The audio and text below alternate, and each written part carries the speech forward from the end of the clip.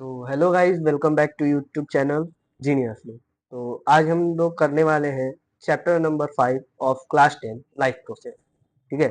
आज हम इस चैप्टर को वन शॉट के अंदर फटाफट से हम इसको क्या करेंगे, कंप्लीट करेंगे। वन शॉट के अंदर कंप्लीट कर देंगे हम इस पूरे चैप्टर को। ठीक है, वन शॉट के अंदर हम इसको पढ़ के फिर इसके बाद जो है मैंने इसका जो यहाँ पे क्वेश्चन सेशन है वो भी तैयार कर रखा है, तो वो भी हम जल्द ही लाएंगे। ठीक है, इसके बाद यहाँ पे लिख दिया हूँ मैंने, इसीलिए भी क्वेश्चन सेशन हो सकता है हम लाइव करें, या तो उसको मैं प्रीमियर पे डाल दूंगा, वो भी एक तरीके से आप लोग के लिए लाइव नहीं आएगा। ठीक है, तो आइए बिना देरी किए हम फटाफट से स्टार्ट करते हैं हमारे सबसे फर्स्ट चैप्टर क्लास 10th के। मैं science, maths, SST, Hindi, English सबका एक एक प्लेलिस्ट बना दूंगा, जिसमें से आप लोग आराम से पूरे चैप्टर को बढ़िया तरीके से पढ़ पाएंगे। ठीक है, तो आइए बिना देरी किए स्टार्ट करते हैं। चलिए, देखिए सबसे पहले हमें कुछ क्राइटेरियाज के बारे में पढ़ना है, जिसकी वजह से हम किसी भी लिविंग ऑर्गेनिज्म को लिविंग या नॉन लिविंग कहते हैं। ठीक है, किसी भी थिंग को लिविंग या नॉन लिविंग कहेंगे, कैसे कह सकते हैं। तो सबसे पहला जो हमारे पास यहाँ पे क्राइटेरिया है, कुछ ऐसी पॉइंट्स है जिनके वजह से हम किसी भी ऑर्गेनिज्म को लिविंग या नॉन लिविंग कहते हैं। ठीक है, तो सबसे पहला पॉइंट है हमारे पास कि वो मूवमेंट शो करता है। ठीक है, ये तो बचपन में भी हमने पढ़ा था कि कोई भी चीज को हम लिविंग कर पाते हैं तो जब वो मूवमेंट दिखाता हो, ग्रोथ दिखाता हो, रेस्पिरेशन, ये सब नहीं पढ़ा होगा हम लोग ने। यहाँ पे ये जो दो तीन पॉइंट्स यहाँ पे लिखे हुए हैं, ये हमने भले ना पढ़ा हो, ये नहीं पढ़े होंगे हमने। ये नहीं पढ़ा होगा, ये नहीं पढ़ा होगा, ये नहीं पढ़ा होगा, और ये भी नहीं पढ़ा होगा, ये भी नहीं पढ़ा होगा। बाकी ये सब हमने पढ़ा है कि वो मूवमेंट शो करता है। ठीक है, ये सब हमारे पढ़ा हुआ है कि वो मूवमेंट शो करता है, फिर से उसके अंदर ग्रोथ होता है। उसके बाद क्या था, हाँ, ये भी हमने नहीं पढ़ा होगा, इसको भी हमने नहीं पढ़ा होगा, इसको भी हटा देते हैं। लेकिन आज हमको सब जानते हैं, हमें बहुत आसानी होगा इस चीज को समझने में कि क्या कैसे हम किसी को लिविंग, ऐसे ही इसको समझाने की जरूरत भी नहीं है, बट एक्सप्लेन कर देते हैं हम। ठीक है, तो या तो हमको मूवमेंट दिखा है, या तो वो मूवमेंट हमको दिख सकता है हमारे आंखों के सामने, जैसे कि किसी भी चीज का मूवमेंट। मान लीजिए कोई एक लिविंग ऑर्गेनिज्म जैसे कि ह्यूमन है, वो पॉइंट ए से लेके पॉइंट बी तक जाता है। ठीक है, वही एक्सप्लेन कर देता हूँ नेक्स्ट पेज पे। मान लीजिए कोई एक ह्यूमन है, मान लीजिए ये एक ह्यूमन है, ये पॉइंट ए से पॉइंट बी की तरफ जा रहा है। ठीक है, तो यहाँ पे मूवमेंट क्या है, यहाँ पे विजिबल मूवमेंट है। ठीक है, यहाँ पे विजिबल मूवमेंट है, ये यहाँ पे विजिबल मूवमेंट है। ठीक है, अब यहीं पे मैं अगर एक एग्जांपल लूँ प्लांट्स का, क्योंकि आपको तो मालूम होगा कि प्लांट्स भी एक लिविंग ऑर्गेनिज्म ही है। मालूम क्या होगा, ये होता ही है कि प्लांट एक लिविंग ऑर्गेनिज्म है। तो ये हमने प्लांट बनाया और प्लांट पे पत्ते आए। ठीक है, तो अब आप लोग को मालूम ही होगा कि प्लांट तो मूव नहीं करते हैं, प्लांट मूवमेंट शो नहीं करते हैं। ठीक है, हमें मालूम है कि प्लांट यहाँ पे ए पे ग्रो हुआ है, पॉइंट ए पे ग्रो हुआ है, तो ये ऐसा तो हो नहीं सकता है कि प्लांट यहाँ से चल फिर के पॉइंट बी की तरफ आ जाए, ऐसा तो हो नहीं सकता है। ये विजिबल मूवमेंट नहीं है, ये विजिबल मूवमेंट नहीं है। ठीक है, प्लांट पॉइंट ए से पॉइंट बी की तरफ नहीं जा सकता। तो क्या इसका मतलब कि हम प्लांट को नॉन लिविंग कहेंगे? नहीं, प्लांट को नॉन लिविंग नहीं कहेंगे। क्यों नहीं कहेंगे, इसका भी एक ये है, क्योंकि मैंने यहाँ पे आपको पीछे ही स्लाइड पे क्या लिखा हुआ था, यहाँ पे पढ़ते हैं कि या तो वो विजिबल होगा या माइक्रोस्कोपिक होगा। तो प्लांट के अंदर भी मूवमेंट होता है, लेकिन माइक्रोस्कोपिक होता है। वो माइक्रोस्कोपिक कैसे होता है, तो ये मान लीजिए कोई प्लांट का एक सेल है, ये कोई प्लांट का सेल है। ठीक है, एंड अब सेल है तो ऑब्वियस सी बात है कि उसके अंदर उसका एक न्यूक्लियस भी होगा। ये मान लीजिए, एक मिनट, ये मान लीजिए प्लांट का न्यूक्लियस है, बाकी इसके साथ साथ और सेल ऑर्गेनेलिज भी होंगे छोटे छोटे इसके। ओके, तो मान लीजिए ये इसके कुछ सेल ऑर्गेनेलिज है, तो ये हमारे पास यहाँ पे क्या है, ये हमारे पास यहाँ पे सेल है। ठीक है, अब सेल है तो इसके अंदर सेल आपको मालूम होगा कि फूड की जरूरत होगी, तभी वो डेवलप कर पाएगा बॉडी को। तो मान लीजिए इस प्लांट के सेल को कोई एक फूड दिखता है, ये मान लीजिए ये हमारे पास एक फूड पार्टिकल है, ठीक है। क्या है यहाँ पे हमारे पास, ये फूड पार्टिकल है, फूड पार्टिकल। ये हमारे पास एक क्या है, फूड पार्टिकल है, ठीक है। तो और जब जैसे ही इस सेल ने इस फूड पार्टिकल को सेंस किया, वैसे ही ये जो प्लांट का ये जो सेल है, इसको हम क्या, हमने पढ़ा हुआ है पिछले क्लासेस में कि ये क्या होते हैं, ये सिलेक्टिवली परमिएबल होते हैं। हमने ये पढ़ रखा है कि ये सिलेक्टिवली परमिएबल होते हैं। तो ये क्या करेंगे कि ये इस फूड को क्या कर लेंगे, इस फूड को ये अपने अंदर इनगल्फ कर लेंगे, यहाँ पे आ जाएगा फूड। तो ये वाला जो यहाँ पे आपको मूवमेंट दिखा है, यहाँ पे हमारे पास ये जो मूवमेंट था, ठीक है, हमारे पास जो यहाँ पे ये वाला मूवमेंट था, ये हमारे पास तो विजिबल नहीं था, नॉट विजिबल, बट माइक्रोस्कोपिक, ठीक है। लेकिन ये हमारे पास यहाँ पे क्या था, माइक्रोस्कोपिक था, बट माइक्रोस्कोपिक, ठीक है। ये हमारे पास माइक्रोस्कोपिक था, ठीक है। ये क्लियर है, मूवमेंट वाला जो फंडा है, ये क्लियर है। चलिए इसको मैं रहने देता हूँ स्लाइड में ही। अब देखिए नेक्स्ट पढ़ते हैं क्या है। नेक्स्ट हमारे पास कौन सा क्राइटेरिया है, नेक्स्ट हमारे पास क्राइटेरिया है कि उनके अंदर ग्रोथ होता है। ये तो हम लोग को मालूम है कि अगर कोई भी एक लिविंग ऑर्गेनिज्म है तो उसके अंदर तो ग्रोथ कंपल्सरी है, ग्रोथ कंपल्सरी होता है। ग्रोथ जो है यहाँ पे कंपल्सरी होता है। कैसे कंपल्सरी होता है, तो प्लांट है तो प्लांट ग्रो करेगा, बैक्टीरिया बैक्टीरिया में भी ग्रोथ होता है। बैक्टीरिया ऐसा तो नहीं है कि एक दिन एकदम, मान लीजिए ये मैं एक उस बैक्टीरिया का माइक्रोस्कोपिक व्यू दिखाता हूँ, मान लीजिए बैक्टीरिया इतना था, तो उसके बाद ऐसा तो जरूरी नहीं है कि जीवन भर ऐसे ही रहे, हो सकता है इससे थोड़ा सा और बड़ा हो सकता है ना। अगर मान लीजिए बैक्टीरिया यहाँ पे अपने छोटे छोटे बच्चे देगा, तो वो भी एकदम मान लीजिए ऐसे होंगे, तो बाद में वो भी तो एक ऐसे, मतलब चेंज होगा, उनके अंदर ग्रोथ होगा, ठीक है। अब देखिए क्या है, आगे है हमारे पास कि उनके अंदर रेस्पिरेशन, सांस लेते हैं सब कोई सांस, लेकिन यहाँ पे ब्रीथिंग नहीं है, यहाँ पे रेस्पिरेशन है। यहाँ पे इसमें क्या मतलब है रेस्पिरेशन का, कि ऑक्सीजन को हम लेके ब्रेक डाउन करके उससे एनर्जी निकलवाते हैं। इसको हमको इसी चैप्टर में आगे पढ़ना है, इसका पूरा एक पार्ट आएगा रेस्पिरेशन के तौर पे, ठीक है। तो ये भी दिखाते हैं ऑर्गेनिज्म, सॉरी गाइस। हाँ, उसके बाद क्या है, एक्सक्रीशन। एक्सक्रीशन का क्या है कि हार्मफुल मेटाबॉलिक वेस्ट, यानी कि ऐसे वेस्ट जो हमारे शरीर को नुकसान पहुंचा सकते हैं, उनको हम अपने शरीर से बाहर निकालते हैं, ठीक है। उनको हम अपने शरीर से क्या करते हैं, बाहर निकाल देते हैं। फिर क्या है, न्यूट्रिशन। किस लिए, तो न्यूट्रिएंट्स, सॉरी, शरीर को एनर्जी चाहिए, इसीलिए न्यूट्रिएंट्स दिखा, न्यूट्रिशन का प्रोसेस हम लोग शो करते हैं, हम ही नहीं, सारे लिविंग ऑर्गेनिज्म। स्टिमुलाई, ये हमें कंट्रोल एंड कोऑर्डिनेशन वाले चैप्टर में पढ़ना है कि वो स्टिमुलाई दिखाते हैं, ठीक है। वो किसी भी चीज पे रिएक्ट करते हैं, लिविंग ऑर्गेनिज्म किसी भी चीज पे रिएक्ट करते हैं। फिर रिप्रोडक्शन का प्रोसेस होता है उनके अंदर। और फिर क्या है हमारे पास यहाँ पे, सेल हमेशा बनते रहते हैं, ठीक है। तो आप समझ रहे हैं कि हम क्यों एक ही क्राइटेरिया की वजह से नहीं कर पा रहे, हम क्यों सिर्फ यही नहीं कर रहे कि वो मूवमेंट दिखाएगा तो वो एक लिविंग ऑर्गेनिज्म, क्यों नहीं कर पा रहे, क्योंकि अब एक कार है, let us think a car. ये मेरा ड्राइंग ऐसा नहीं है, ये मान लीजिए एक कार है, क्या है, कार। मैं लिख भी देता हूँ, ये यहाँ पे ये कार है, ठीक है। लेकिन कार भी मूवमेंट दिखाता है, मूवमेंट, तो तब तो मैं इसको भी लिविंग कह दूंगा, ठीक है। तब तो मैं इसको भी लिविंग कह सकता हूँ, लेकिन नहीं, हम इसको लिविंग नहीं कहेंगे। क्यों नहीं कहेंगे, क्योंकि इसके अंदर बाकी सब चीज नहीं होता। क्या कार कभी बड़ा होता हुआ देखा है आपको, क्या उसने कभी सांस लेते हुए या अपना एनर्जी बनाते हुए देखा है, एक्सक्रीशन करते हुए देखा है आपने, कभी न्यूट्रिशन लेते हुए देखा है, नहीं। तो इसीलिए ये यहाँ पे नहीं, एक लिविंग ऑर्गेनिज्म नहीं है, ठीक है। तो यही कुछ क्राइटेरिया थे, ठीक है।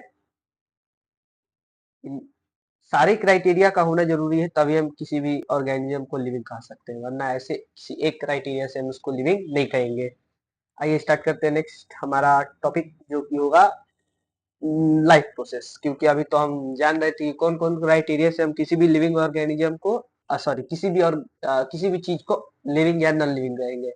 अब हमें समझना है हमारे चैप्टर, क्योंकि हमारा चैप्टर है थोड़ा बड़ा और high weightage in are board examination. हमारे बोर्ड एग्जामिनेशन के अंदर सबसे हाई वेटेज का चैप्टर लाइफ प्रोसेस है, ठीक है।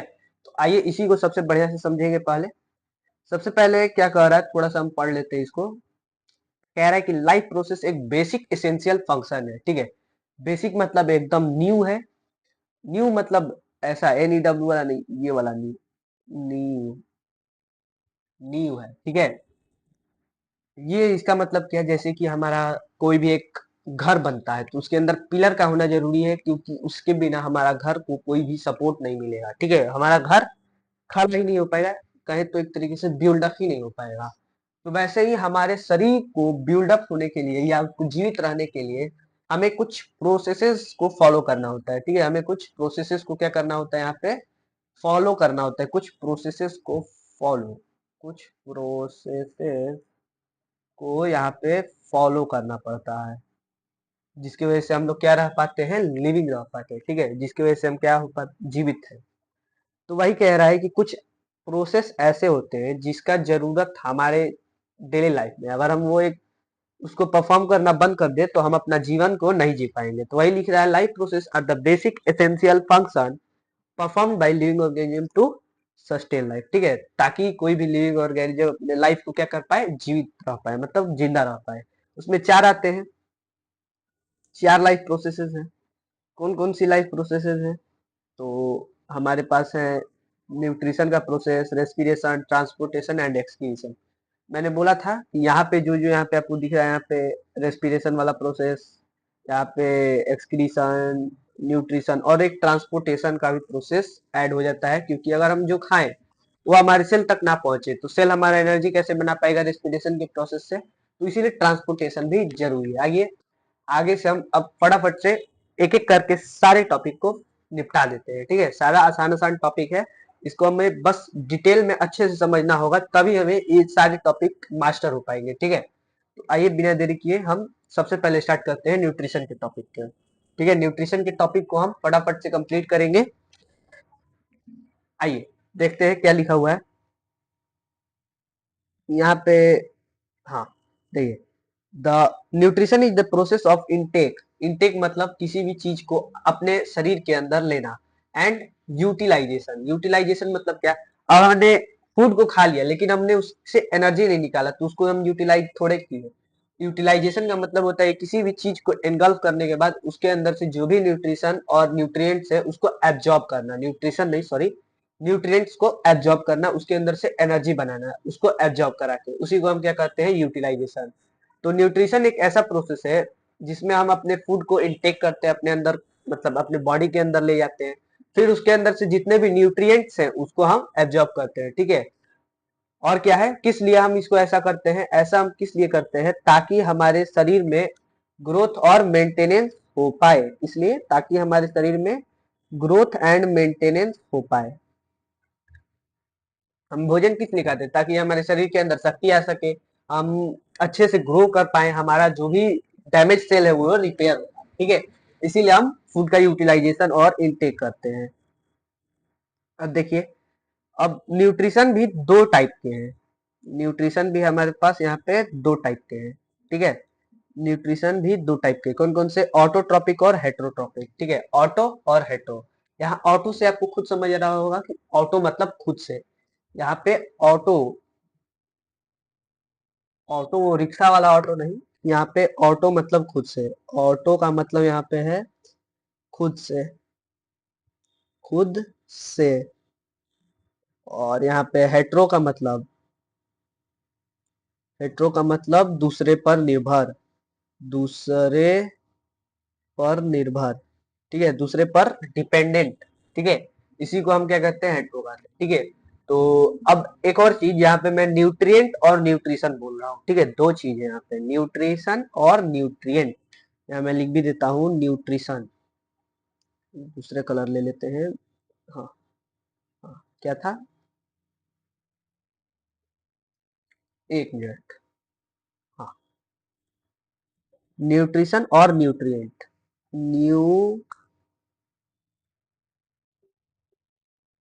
Nutrition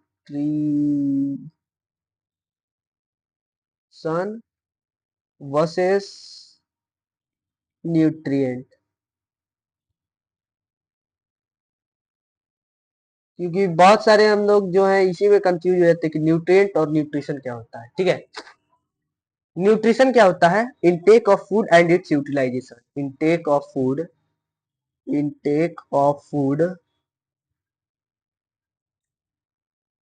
and utilisation. ठीक है, यूटिलाइजेशन। वहीं पे न्यूट्रिएंट का मतलब होता है क्या?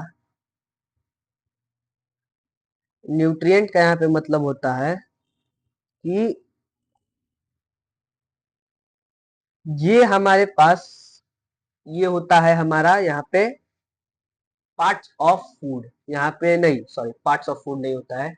ये हमारा होता है जो भी फूड के अंदर न्यू सॉरी, जो भी हमारे फूड के अंदर कंटेंट होता है। ठीक है, content, content of food, content of food. जैसे कि इसको हमने बचपन में पढ़ा हुआ है, कार्बोहाइड्रेट।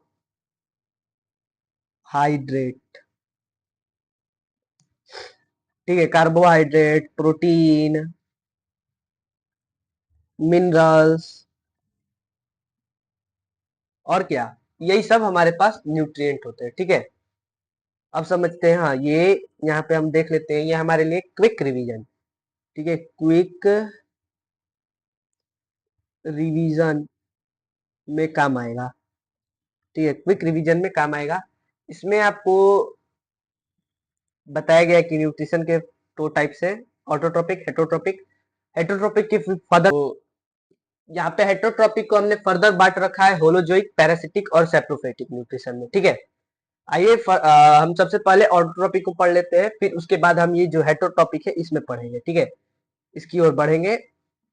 पहले हम ऑटोट्रोपिक पढ़ लेते हैं। ऑटोट्रोपिक को हम क्या कर लेते हैं यहाँ पे, फिनिश अप। ऑटोट्रोपिक न्यूट्रिशन ये क्या कह रहा है? एक मोड ऑफ न्यूट्रिशन है। क्या है? एक mode of nutrition. Mode of nutrition है यहाँ पे। मोड ऑफ न्यूट्रिशन का मतलब है कि एक प्रकार का न्यूट्रिशन है ये, जिसके अंदर ऑर्गेनिज्म, यहाँ पे ऑर्गेनिज्म क्या करता है? अपना फूड बनाता है, ऑन फूड बनाता है। किसकी हेल्प से? सिंपल सब्सटेंस के हेल्प से। किसके हेल्प से? Simple substance. ठीक है, सिंपल सब्सटेंस के हेल्प से। ये ज्यादा सॉरी, ज्यादातर ग्रीन प्लांट्स के अंदर होता है। यहाँ पे ग्रीन छूटा हुआ है, मैं यहाँ पे लिख देता हूँ साइड में।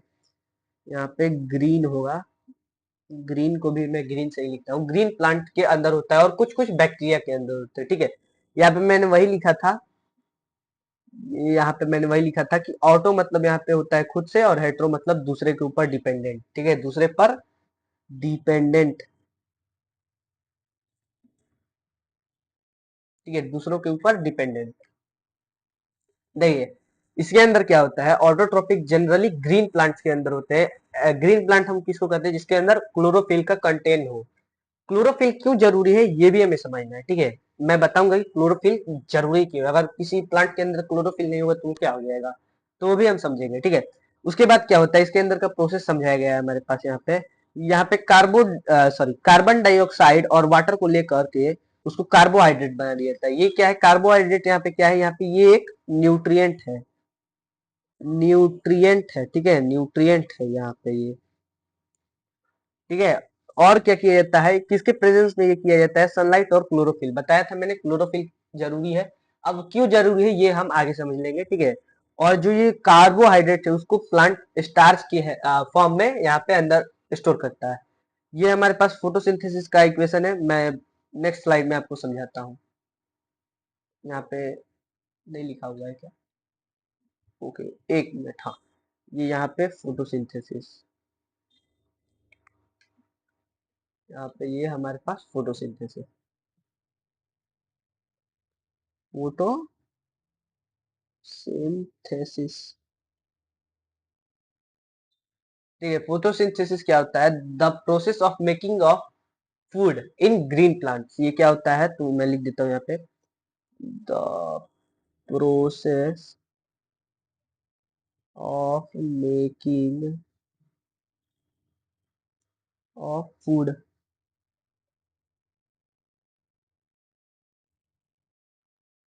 एक मिनट दोस्तों, यहाँ पे जरा सा काम नहीं कर रहा है ये। The process of making of food in green plants. ये हमारे पास डेफिनेशन हो गया फोटोसिंथेसिस का, ठीक है। ये इक्वेशन है, इसके अंदर देखिए कार्बन डाइऑक्साइड को हम लेते हैं और वाटर को लेते हैं, इसको हम क्लोरोफिल और सनलाइट के प्रेजेंस में ब्रेक डाउन करके क्या बनाते हैं, ग्लूकोज। ग्लूकोज वही फूड हमारा स्टार्च के फॉर्म में जो स्टोर होता है। और क्या रिलीज होता है, आ, हमारे पास ऑक्सीजन रिलीज होता है और वाटर रिलीज होता है, ठीक है। और अगर हम इसका प्रोसेस देखने जाए कि किस प्रकार से फोटोसिंथेसिस होता है, इसके अंदर कौन कौन से स्टेप्स है, तो यहाँ पे ये लिखा हुआ है। तो यहाँ पे एब्जॉर्प्शन होता है सबसे पहले किस चीज का, यहाँ पे एब्जॉर्प्शन होता है लाइट एनर्जी का क्लोरोफिल से, ठीक है। क्लोरोफिल से हमारे पास यहाँ पे क्या होता है, लाइट एनर्जी का एब्जॉर्प्शन होता है। यहाँ पे क्लोरोफिल ग्रीन पिगमेंट है, ठीक है। ये हमने पढ़ा हुआ है कि ग्रीन पिगमेंट है। अब इसका इंपॉर्टेंस क्या है मैं बता रहा हूँ आपको। उसके बाद क्या होता है, यहाँ पे लाइट एनर्जी जो एब्जॉर्ब हुआ उसको हम उसकी हेल्प उसको हम क्या करते हैं, केमिकल एनर्जी में बदल देते हैं। और उसके बाद जो हमारे पास यहाँ पे वाटर के मॉलिक्यूल है उसको हाइड्रोजन और वाइट ऑक्सीजन के अंदर ब्रेक डाउन हो जाता है, ठीक है। एंड जो यहाँ पे हमारा कार्बन डाइऑक्साइड है, हमने पीछे ही पढ़ा था, वो कार्बोहाइड्रेट बन जाता है, ठीक है, जो हमारा प्लांट के लिए एक फूड होता है, ठीक है। तो ये हमारे पास था यहाँ पे टोटल ऑटोट्रोपिक न्यूट्रिशन में प्लांट्स के बारे में, ठीक है। यहाँ पे प्लांट्स के बारे में था, हाँ। ये गैसेस एक्सचेंज भी है अभी इसके अंदर। और एक बैक्टीरिया का मैं देता हूँ एग्जांपल। बैक्टीरिया में एक मिनट, हाँ, बैक्टीरिया में मैं एग्जांपल दे देता हूँ ताकि आप लोग को समझने में कोई भी परेशानी ना हो। बैक्टीरिया, यहाँ पे बैक्टीरिया का एग्जांपल, बैक्टीरिया का यहाँ पे अगर हम एग्जांपल ले तो साइनो बैक्टीरिया। साइनो बैक्टीरिया यहाँ पे हमारे पास इसका एग्जांपल है, ठीक है। आइए अब प्लांट के अंदर गैसेस एक्सचेंज कैसे होता है ये भी हमें समझना है। देखिए स्टोमाटा के हेल्प से हम क्या करते हैं, यहाँ पे गैसेस एक्सचेंज कर पाते हैं। किसके हेल्प से, स्टोमाटा। स्टोमाटा, स्टोमाटा के हेल्प से। थोड़ा बहुत ये यहाँ पे हैंग हो रहा है, मैं इसको देख ले रहा हूँ क्यों हो रहा है। दूसरे पे ले जा रहा है, यहाँ पे मैं लिख देता हूँ स्टोमेटा। स्टोमेटा के हेल्प से होता है, ठीक है। यहाँ पे लिखा भी हुआ है कि स्टोमेटा क्या होते हैं, तो एक टीनी पोर, छोटे छोटे छेद होते हैं जो कि लीव्स की सरफेस पे, स्टेम के सरफेस पे और रूट की सरफेस पे प्रेजेंट होते हैं, ठीक है।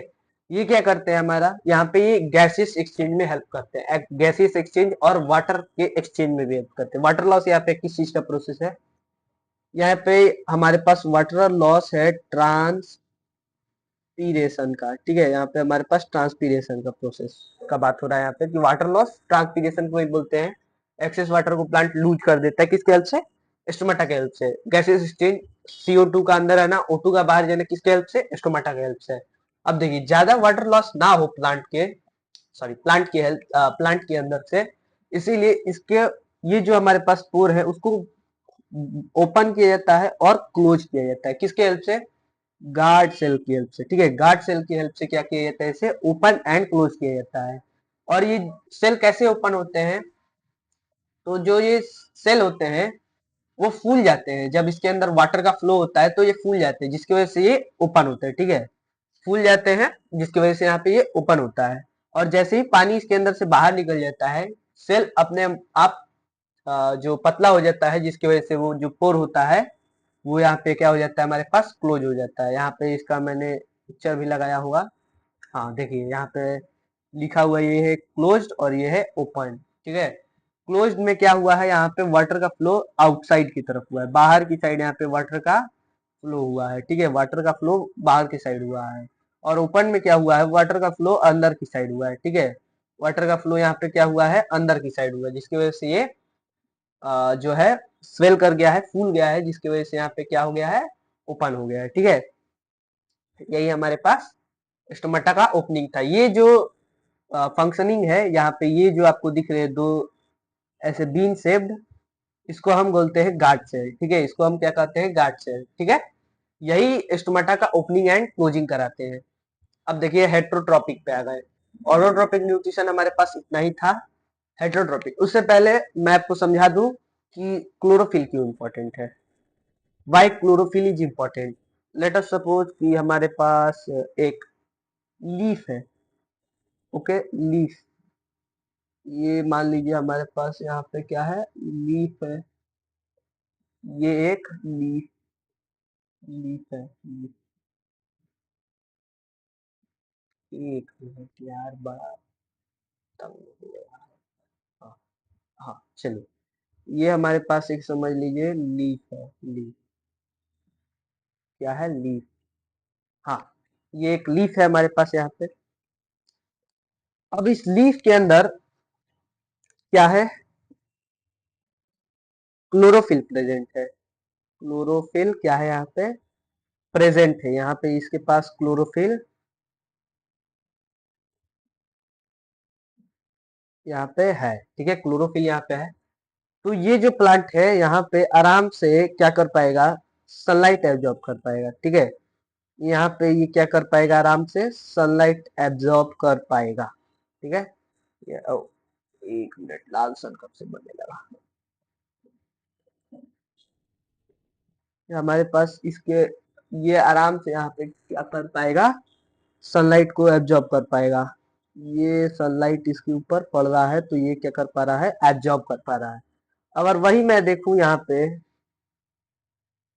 एक ऐसा लीफ जो कि, हाँ यहाँ पे सुन, एक सेकेंड, यहाँ पे जब ये लीफ जो है वो सनलाइट एब्जॉर्ब कर पाएगा तो यहाँ पे जो है लाइट की एनर्जी जो यहाँ पे है, यहाँ पे लाइट एनर्जी,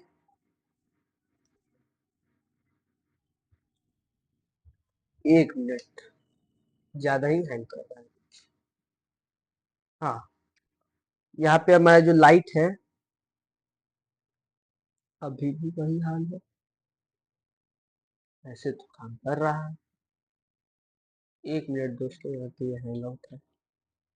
हाँ, यहाँ पे ये जो लाइट है ये यहाँ पे एब्जॉर्ब होगा, जिसकी वजह से हम लाइट एनर्जी के हेल्प से उसको केमिकल एनर्जी में कन्वर्ट करेंगे, फिर हाइड्रोजन और वाटर, सॉरी वाटर में से हाइड्रोजन और ऑक्सीजन को अलग अलग कर पाएंगे, जिसकी वजह से हमारे यहाँ पे फोटोसिंथेसिस का प्रोसेस होगा। और कोई प्लांट जिसके अंदर ये क्लोरोफिल नहीं है तो उसके अंदर तो ये लाइट ही नहीं एब्जॉर्ब होगा। जब ये लाइट एब्जॉर्ब नहीं होगा तो प्लांट जो है वो कैपेबल नहीं होगा फोटोसिंथेसिस करने के लिए। ठीक है, तो यही जो हमारे पास यहाँ पे इसका कारण था कि ये जो हमारे पास क्लोरोफिल इसीलिए जरूरी है। ये हेट्रोट्रॉपिक न्यूट्रिशन को समझते हैं, हेट्रोट्रॉपिक न्यूट्रिशन। मैंने बताया था हेट्रोट्रॉपिक मतलब ऐसा न्यूट्रिशन जो कि दूसरे के ऊपर डिपेंडेंट हो। तो यहाँ पे वही लिखा हुआ है कि एक ऐसा मोड ऑफ न्यूट्रिशन है जिसके अंदर ऑर्गेनिज्म दूसरे ऑर्गेनिज्म के ऊपर डिपेंडेंट है, या तो प्लांट हो गया या तो एनिमल हो गया। जैसे कि, हाँ ये क्यों डिपेंडेंट है, क्योंकि ये अपना फूड खुद से नहीं बना पाते हैं, जैसे कि ऑटोट्रॉप बना पाते हैं, ग्रीन प्लांट साइनोबैक्टीरिया वगैरह वगैरह, इसीलिए ये हेटेरोट्रॉपिक मोड ऑफ न्यूट्रिशन को फॉलो करते हैं। इसके अंदर कौन कौन से आ जाते हैं, सारे, सॉरी, एनिमल्स आ जाते हैं, फंगी आ जाते हैं, बहुत सारे बैक्टीरिया आ जाते हैं। ठीक है, इसके अंदर भी चार है, वैसे हमें पढ़ना इसमें तीन ही है, बट चार हम जानते हैं। होलोजोइक हमें आज समझना है। सेप्रोफेटिक ऐसा न्यूट्रिशन जिसके अंदर एक ऑर्गेनिज्म दूसरे ऑर्गेनिज्म के ऊपर नहीं बल्कि डेड एंड डिकेइंग मैटर के ऊपर डिपेंडेंट होता है अपने फूड के लिए, डेड एंड डिकेइंग मैटर के ऊपर। पैरासिटिक एक ऐसा मोड ऑफ न्यूट्रिशन है जिसमें ऑर्गेनिज्म अपने होस्ट यानी कि एक दूसरे ऑर्गेनिज्म के डिपेंडेंट होता है, उसको बिना मारे उसके अंदर से फूड को ये क्या करते रहता है, सक करते रहता है, उसको लेते रहता है। ठीक है, सिम्बायोटिक ऐसा मोड ऑफ न्यूट्रिशन है, जैसे इसको हमको नहीं पढ़ना है, ये सिम्बायोटिक वाले को नहीं पढ़ना है। ये एक ऐसा मोड ऑफ न्यूट्रिशन है जिसमें दो ऑर्गेनिज्म एक दूसरे के ऊपर म्यूचुअली डिपेंडेंट होते हैं। ठीक है, तो मतलब एक फूड बनाएगा तो दूसरा उसके लिए हेल्प कर देगा उसको, मतलब ये क्या कहते हैं, ऑक्सीजन वक्सीजन सॉरी, जो भी उसको नीड है उसको प्रोवाइड करने में दूसरा ऑर्गेनिज्म हेल्प कर देगा। लेकिन इसे हमें नहीं पढ़ना है सिम्बायोटिक को, तो मैं सिम्बायोटिक उड़ा दूंगा। आइए, यहाँ पे सेप्रोफेटिक न्यूट्रिशन बताया गया है कि ऐसा न्यूट्रिशन जिसके अंदर फूड जो है ऑर्गेनिज्म ले पाता है अपने डेड और डिकेइंग मैटर से, उसको क्या करता है, सबसे पहले अपने बॉडी के बाहर ही तोड़ लेता है, सॉरी, डाइजेस्टिव एंजाइम से, फिर उसको एब्जॉर्ब कर लेता है, जैसे कि मशरूम, ब्रेड मोल्ड, ईस्ट और कुछ बैक्टीरिया भी।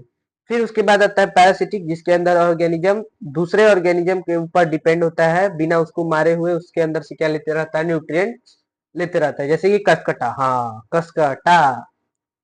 ये वाला एग्जाम्पल जो है हमारे पास मोस्ट इंपॉर्टेंट एग्जाम्पल की क्राइटेरिया में आता है, मोस्ट इंपॉर्टेंट, ठीक है, मोस्ट इंपॉर्टेंट की क्राइटेरिया में आता है कसकटा। अब ऐसा क्या खास है कसकटा में कि ये हमारे पास मोस्ट इंपॉर्टेंट में आता है। ये जो है कसकटा यहाँ पे हमारे पास, ये एक प्लांट है, ठीक है, ये हमारे पास क्या है, ये एक प्लांट है, मैं स्टार भी लगा देता हूँ, ये एक प्लांट है। कसकटा यहाँ पे क्या है, मैं लिख देता हूँ, कस कसकटा, सॉरी स्पेलिंग देख लो जरा, हाँ हाँ, सही थे हम। ये बोर्ड हैंग कर रहा है थोड़ा बहुत। हमारे पास कसकटा जो है ये एक प्लांट है। हम बात कर रहे थे क्लोरोफिल क्यों जरूरी है, इसके अंदर क्लोरोफिल नहीं है, जिसकी वजह से ये अपना खुद भोजन नहीं बना पाता, इसीलिए ये दूसरे प्लांट के ऊपर चढ़ जाता है, जिसको हम हिंदी में अमर बेल कहते हैं, ठीक है, अमर बेल, अमर बेल का पौधा, ठीक है, उसको अमर बेल कहते हैं, ठीक है, इसीलिए ये हमारे पास इंपॉर्टेंट एग्जांपल है, ठीक है। आइए, और कौन कौन से हो गए, ऑस्ट्रीच, ऑस्ट्रीच सॉरी, ऑक्चीज, सॉरी प्रोनाउंसिएशन में थोड़ा बहुत मिस्टेक हो रहा है, ticks, leeches, lice, lice, round worm, tape worm, plasmodium etcetera. अब उसके बाद होलोजोइक, जो कि हम ह्यूमन बीइंग परफॉर्म करते हैं, जिस मोड ऑफ न्यूट्रिशन को हम ह्यूमन बीइंग परफॉर्म करते हैं, ठीक है। ऐसा, ये कैसा मोड ऑफ न्यूट्रिशन है जिसके अंदर हम पहले फूड को अपने बॉडी के अंदर डायरेक्टली ले जाते हैं, फिर उसको डाइजेस्ट करते हैं अपने शरीर में, सॉरी अपने बॉडी में इंटरनली, एंड देन उसके अंदर से जो भी न्यूट्रिएंट्स निकलते हैं उसको हम क्या करते हैं, एब्जॉर्ब करते हैं, ठीक है। एग्जाम्पल में एमीबा आ गया जो यूनिसेलुलर है, पैरामीशियम आ गया जो कि अगेन ये भी एक यूनिसेलुलर है, बर्ड्स आ गए, फिशेज आ गए, ह्यूमंस आ गए, ठीक है, ये सारे क्या शो करते हैं, होलोजोइक मोड ऑफ न्यूट्रिशन को फॉलो करते हैं। अब ह्यूमिन कह रहे हैं, अब हमें पढ़ना है कि एमीबा कैसे फॉलो करता है होलोजोइक मोड ऑफ न्यूट्रिशन को, इसको भी हमें समझना है, ये भी हमारे सिलेबस में है। तो वही न्यूट्रिशन इन एमीबा, ठीक है, न्यूट्रिशन इन एमीबा को हम समझते हैं। देखिए इसमें क्या बोल रहा है, nutrition in amoeba follow, sorry, amoeba follow holozoic mode of nutrition, जो कि अभी हमने पीछे देखा। क्यों, क्योंकि इसके पास एक फिक्स्ड शेप नहीं है, आपको मालूम हुआ कि ये एक फिक्स्ड शेप नहीं है इसके पास, it has no fixed shape, हमें ऐसा मालूम ही है, जिसकी वजह से इसके पास जो ये, हाँ, इसके पास फिक्स शेप नहीं है, इसी की वजह से इसके लिए एक एडवांटेज है। मान लीजिए हमारे पास ये यहाँ पे अमीबा है, ठीक है, यहाँ पे ये हमारे पास क्या है, एमीबा। देखिए तो अमीबा को यहाँ पे फिक्स शेप ना होने की वजह से ये अपने यहाँ पे सूडोपोडिया, जो कि इसका एक तरीके से बोले तो फिंगर लाइक प्रोजेक्शन है, उसके हेल्प से इस फूड को ये क्या कर रहा है, यहाँ पे कैप्चर कर रहा है अपने सूडोपोडिया, सूडोपोडिया के हेल्प से यहाँ पे ये क्या कर रहा है, इसको कैप्चर कर रहा है धीरे धीरे, ठीक है, धीरे धीरे इसको कैप्चर कर रहा है, फिर जैसे जैसे इसने कैप्चर कर लिया, तो फिर देखिए यहाँ पे क्या हो गया, यहाँ पे फूड को ये अपने अंदर ले लिया, अपने बॉडी के अंदर। फिर फूड के अंदर यहाँ पे डाइजेस्टिव इंजाइम्स आ गए, डाइजेस्टिव इंजाइम्स ने इसको डाइजेस्ट करा दिया। डाइजेस्ट होने के बाद एमीबा ने उसको एब्जॉर्ब किया। एब्जॉर्ब करने के बाद जो भी अनवांटेड वेस्ट था उसको निकाल दिया एमीबा ने, ठीक है। तो यही प्रोसेस है एमीबा के अंदर। तो एमीबा का यहाँ पे हमारे पास फिक्स शेप ना होना, उसके लिए यहाँ पे हमने देखा है कि वो एक उसके लिए यूजफुल है। क्या है उसके लिए? यूजफुल, ठीक है। हमने यहाँ पे देखा कि एमीबा के लिए उसका एक फिक्स शेप ना होना कितना यूजफुल है एमीबा के लिए, ठीक है। एमीबा के लिए ये क्या है? एक यूजफुल चीजें हैं कि वो उसके पास एक फिक्स शेप नहीं है, तो वही उसके लिए हेल्पफुल है। देखिए यहाँ पे एमीबा क्या करता है, सबसे पहले फूड को सेंस करता है, फिर अपने फिंगर लाइक प्रोजेक्शन जिसको सूडोपोडिया कहते हैं या फॉल्स फीट कहते हैं, उसको क्या करता है उसके पास ले जाता है ताकि उसको इनसर्कल कर पाए, यानी उसको घेर पाए। और फिर क्या करता है, फूड को वो ट्रैप करने के बाद फूड वैक्यूल बनाता है, उसके अंदर डाइजेस्टिव एंजाइम्स रिलीज करता है, जिसकी वजह से आप पे फूड जो है वो कॉम्प्लेक्स से सिंपल हो जाता है, ठीक है। सिंपल सब्सटेंस में ब्रेक डाउन हो जाता है। फिर एब्जॉर्प्शन होता है उस फूड का साइटोप्लाज्म में। देन एसिमिलेशन होता है, उस फूड को यूज किया जाता है एनर्जी बनाने में, जो भी उसका ग्रोथ और रिपेयर करना होता है उसके अंदर हेल्प अपना यूज कर लेता है। फिर जो भी बचा हुआ जो नॉन यूजफुल सब्सटेंस है उसके बॉडी के अंदर एमीबा उसको बाहर निकाल देता है, ठीक है। अब यहाँ पे एक न्यूट्रिशन इन पैरामीशियम है। Nutrition in paramecium,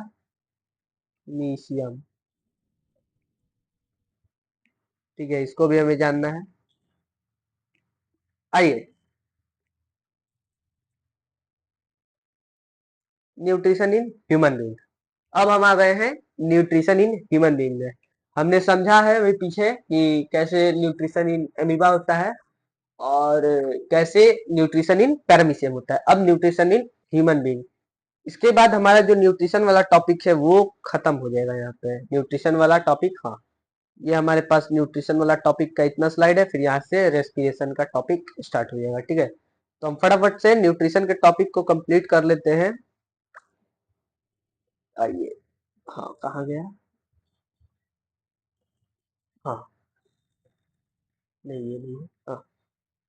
nutrition in human being, देखिए न्यूट्रिशन इन ह्यूमन बीइंग में क्या होता है, तो जो हमारे पास न्यूट्रिशन यहाँ पे होता है, जो डाइजेशन होता है, वो एक एलिमेंट्री कैनाल से स्टार्ट होके कहाँ तक जाता है, एक लॉन्ग ट्यूब होता है जो कि एनस तक जाता है, ठीक है।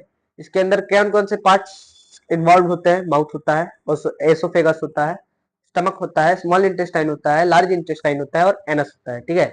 ये सारे पार्ट्स हमारे लिए यहाँ पे इन्वॉल्व होते हैं। आइए माउथ से स्टार्ट करते हैं हम फटाफट से अपने इस चैप्टर कह रहा हूँ, अपने इस टॉपिक को।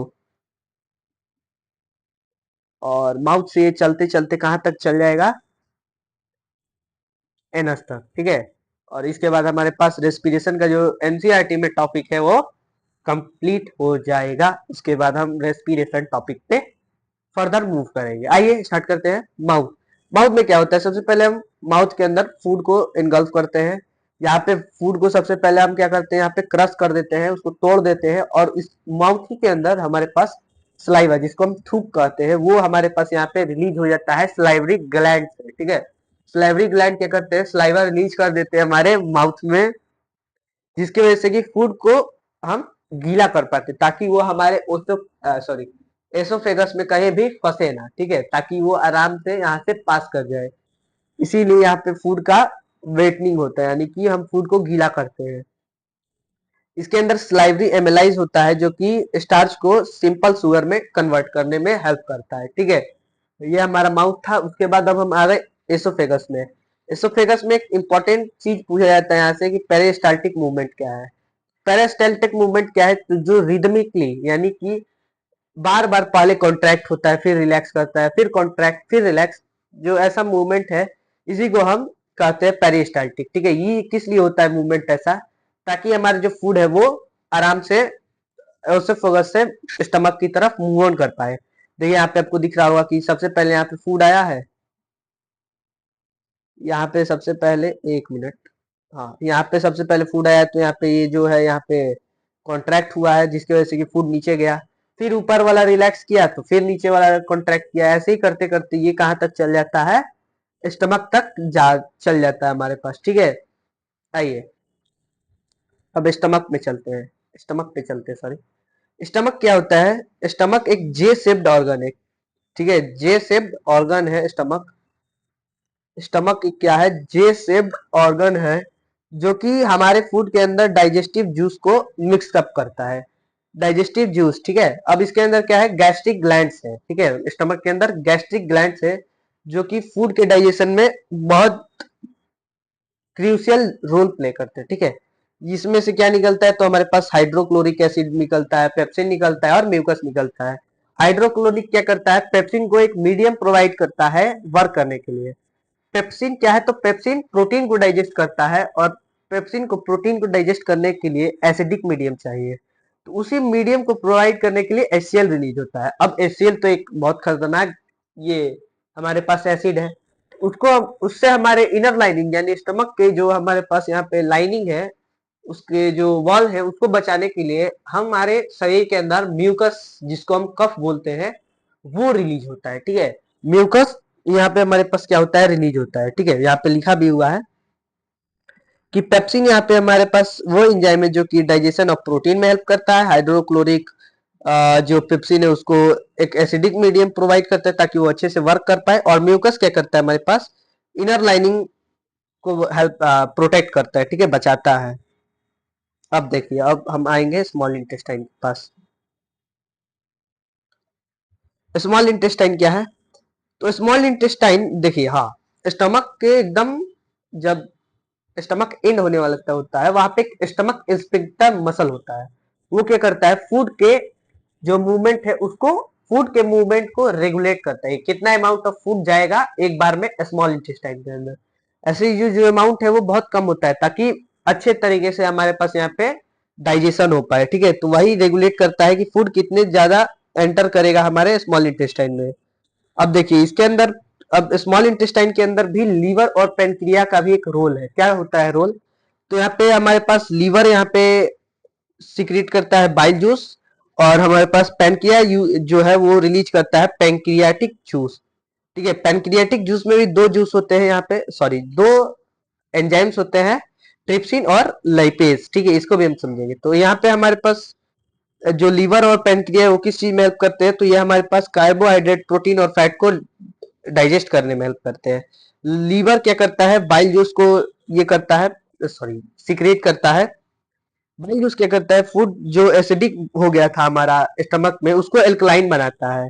और जो हमारे पास यहाँ पे फैट है उसका भी डाइजेशन में हेल्प करता है, ठीक है। यहाँ पे लिखा हुआ है कि जो लार्ज फैट ग्लोब्यूल्स है उसको हमारे पास यहाँ पे उसको ब्रेक कर देता है, ताकि अच्छे से ये जो एंजाइम है उसको तोड़ पाए। कौन सा एंजाइम? तो यहाँ पे लाइपेज एंजाइम अच्छे से उस पे वर्क कर पाए। अब देखिए पेनक्रिया क्या करता है? पेनक्रियाटिक जूस, पेनक्रियाटिक जूस के अंदर क्या होता है? उसके अंदर ट्रिप्सिन होता है। ट्रिप्सिन देखिए, ट्रिप्सिन भी प्रोटीन को डाइजेस्ट करता है, लेकिन इसको चाहिए बेसिक मीडियम। वहां पे हमारे पास जो था पेप्सिन, उसको चाहिए था एसिडिक मीडियम, और यहाँ पे ट्रिप्सिन को चाहिए बेसिक मीडियम। तो बेसिक मीडियम तो प्रोवाइड हो गया है बाइल जूस के द्वारा। तो ये क्या करेगा? डाइजेस्ट कर देगा प्रोटीन को, और जो लाइपेज है वो फैट को ब्रेक डाउन कर देगा। अब यहीं पे जितना भी डाइजेशन होना था ये यहाँ पे कंप्लीट हो गया। डाइजेशन अब इसके आगे नहीं होगा, इसके आगे एब्जॉर्प्शन होगा, ठीक है। डाइजेशन यहाँ पे मैं लिख देता हूँ, कंप्लीट डाइजेशन होता है यहीं पे, ठीक है। कंप्लीट डाइजेशन, कंप्लीट डाइजेशन हमारे पास यहाँ पे होता है, ठीक है। यहाँ पे कंप्लीट डाइजेशन होता है। आगे क्या है? हाँ, डाइजेशन कैसे, कंप्लीट डाइजेशन में होने के बाद यहीं पे जो न्यूट्रिएंट्स है उसको एब्जॉर्ब किया जाता है। कैसे किया जाता है? अच्छा, हाँ, सबसे पहले और भी कुछ पॉइंट से, इंटेस्टाइनल जूस रिलीज होता है स्मॉल इंटेस्टाइन के वॉल्स के द्वारा, ठीक है। ये क्या करते हैं? इनके अंदर एंजाइम्स होता है जो कि प्रोटीन को एमिनो एसिड, कार्बोहाइड्रेट को ग्लूकोज और फैट को फैटी एसिड और ग्लिसरॉल में कन्वर्ट कर देते हैं। फिर जो डाइजेस्टेड फूड है उसको एब्जॉर्ब किया जाता है स्मॉल इंटेस्टाइन के वॉल से, ठीक है। यहाँ पे स्मॉल इंटेस्टाइन के वॉल पे क्या होता है? फिंगर लाइक प्रोजेक्शन, जिसको हम विली कहते हैं, विली कहते हैं, ठीक है। विली क्या करता है? ये हमारे पास यहाँ पे सरफेस एरिया बढ़ा देता है, किसके लिए? ताकि अच्छे से एब्जॉर्प्शन हो, ठीक है। और विली क्या होते हैं?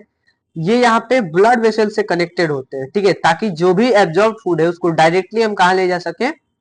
सेल के पास ले जा सके, ताकि जल्द से जल्द हमारे पास यहाँ पे जो एनर्जी का बिल्ड सॉरी एनर्जी जो भी आया है उसको हम एब्जॉर्ब करके उसका यूटिलाइजेशन कर पाए, हमारे पास नया जो टिश्यू है उसको बना पाए, और जो पुराने जो डैमेज टिश्यू है उसको हम क्या कर पाए? यहाँ पे रिपेयर कर पाए, ठीक है। अब हमारे पास आ गया लार्ज इंटेस्टाइन। इसके बाद हमारा ये जो न्यूट्रिशन का प्रोसेस है ये खत्म हो जाएगा, उसके बाद रेस्पिरेशन वाला प्रोसेस रहेगा, ठीक है। लार्ज इंटेस्टाइन और नियनस दोनों को हम एक ही पढ़ लेंगे। यहाँ पे क्या लिखा है? The unabsorbed food. अब जो फूड जिसके अंदर एब्जॉर्प्शन के लिए कुछ नहीं बचा है उसको हम लार्ज इंटेस्टाइन के अंदर भेज देते हैं, जहां पे जो भी वाटर है उसको एब्जॉर्ब कर लिया जाता है उसमें से, ठीक है। अब जब वाटर एब्जॉर्ब हो गया तो कुछ बचा नहीं, तो जो हमारे पास यहाँ पे सॉलिड वेस्ट हो जाता है, बच जाता है, उसको हम क्या कर देते हैं? एनएस के द्वारा रिलीज कर देते हैं। और इसका भी रेगुलेशन होता है एनल एक्सटिंक्टर के द्वारा, ठीक है। तो यहाँ पे हमारा जो है ये चैप्टर का न्यूट्रिशन वाला टॉपिक कम।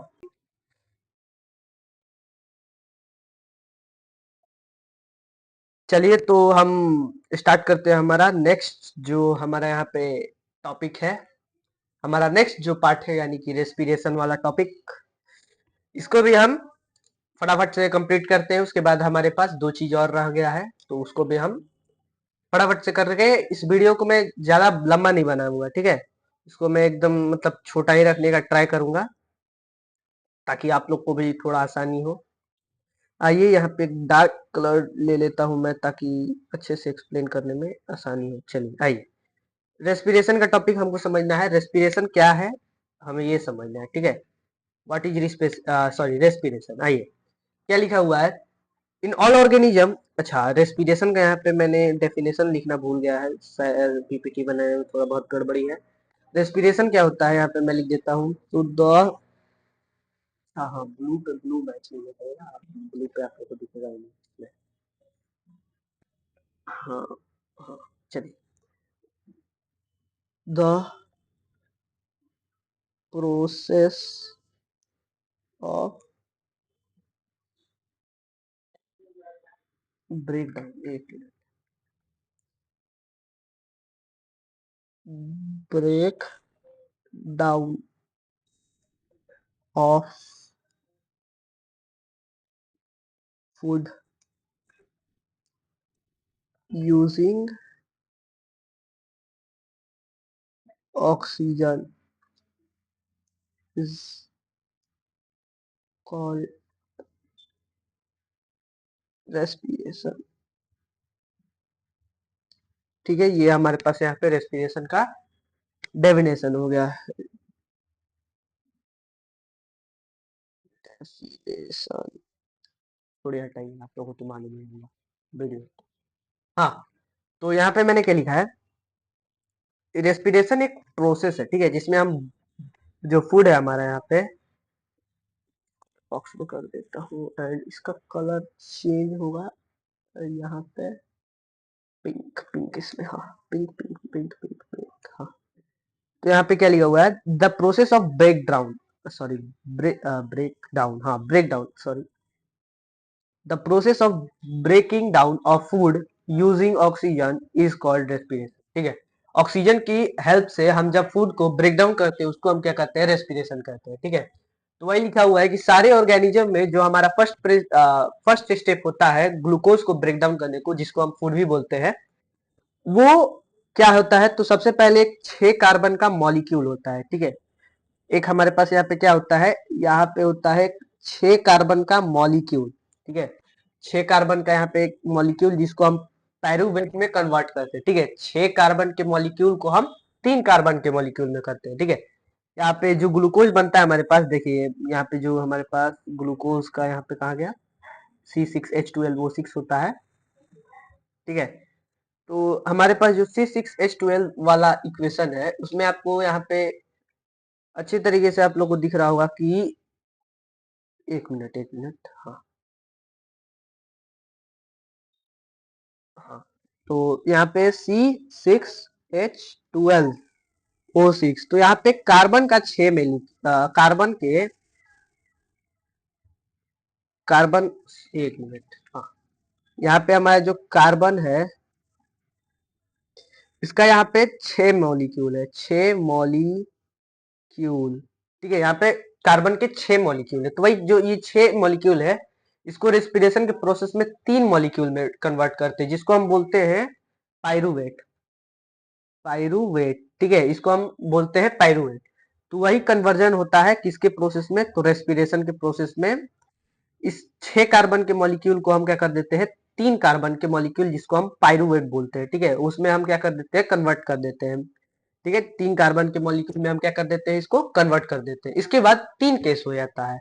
ठीक है, ये जो कन्वर्जन हो जाता है रेस्पिरेशन में, जो इनहेलेशन ऑफ ऑक्सीजन हो गया, उसके बाद जो हमारा ब्रेकडाउन स्टार्ट हुआ, तो वहां पे जब सबसे पहले ग्लूकोज को हम एक 6 कार्बन का मॉलिक्यूल जो होता है उससे, उसको हम पायरूवेट यानी 3 कार्बन के मॉलिक्यूल में जब कन्वर्ट हो जाता है, ब्रेकडाउन हो जाता है, उसके बाद 3 केस बनता है।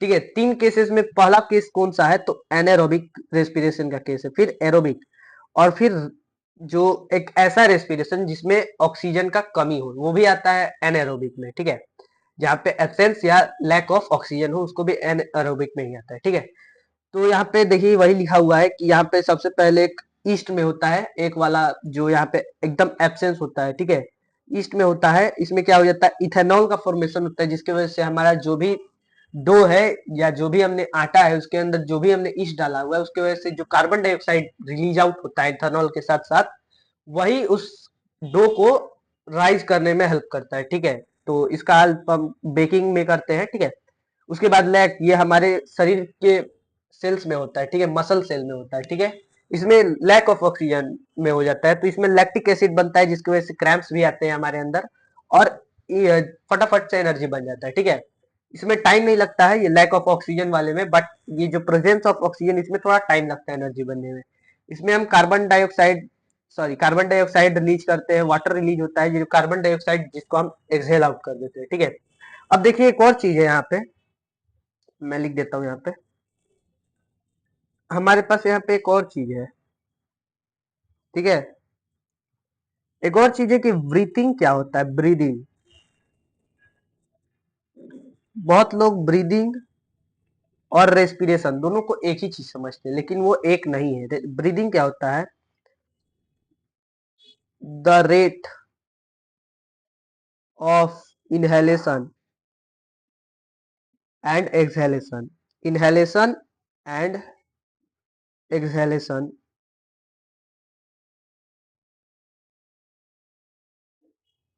Exhalation sorry, exhalation in a minute, sorry in a minute.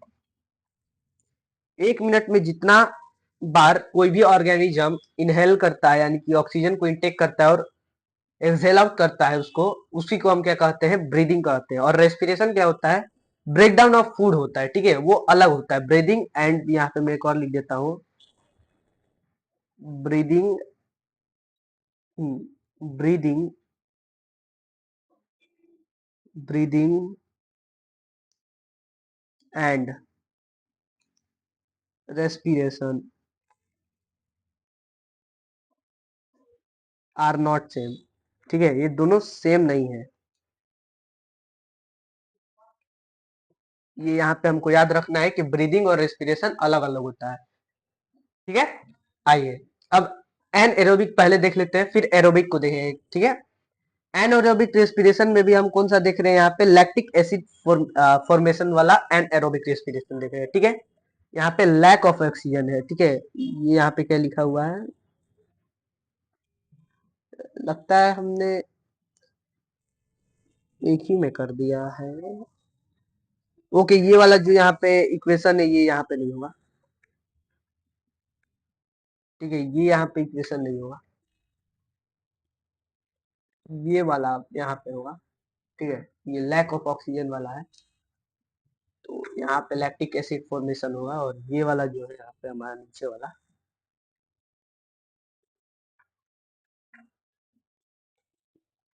ठीक है, यहाँ पे हमारे पास जो नीचे वाला है,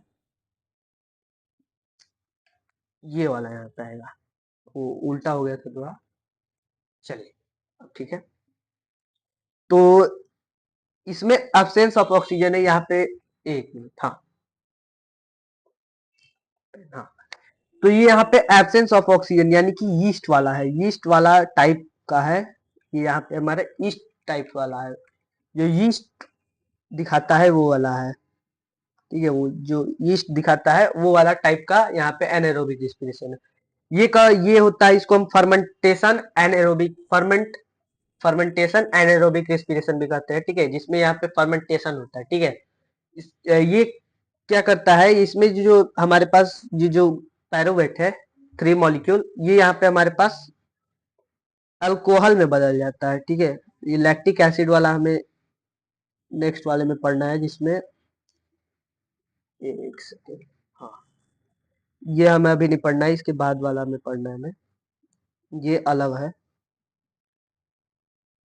हमें सिर्फ यही पढ़ना है ईस्ट वाले में। ठीक है, ईस्ट वाले में हमें पढ़ना है सिर्फ।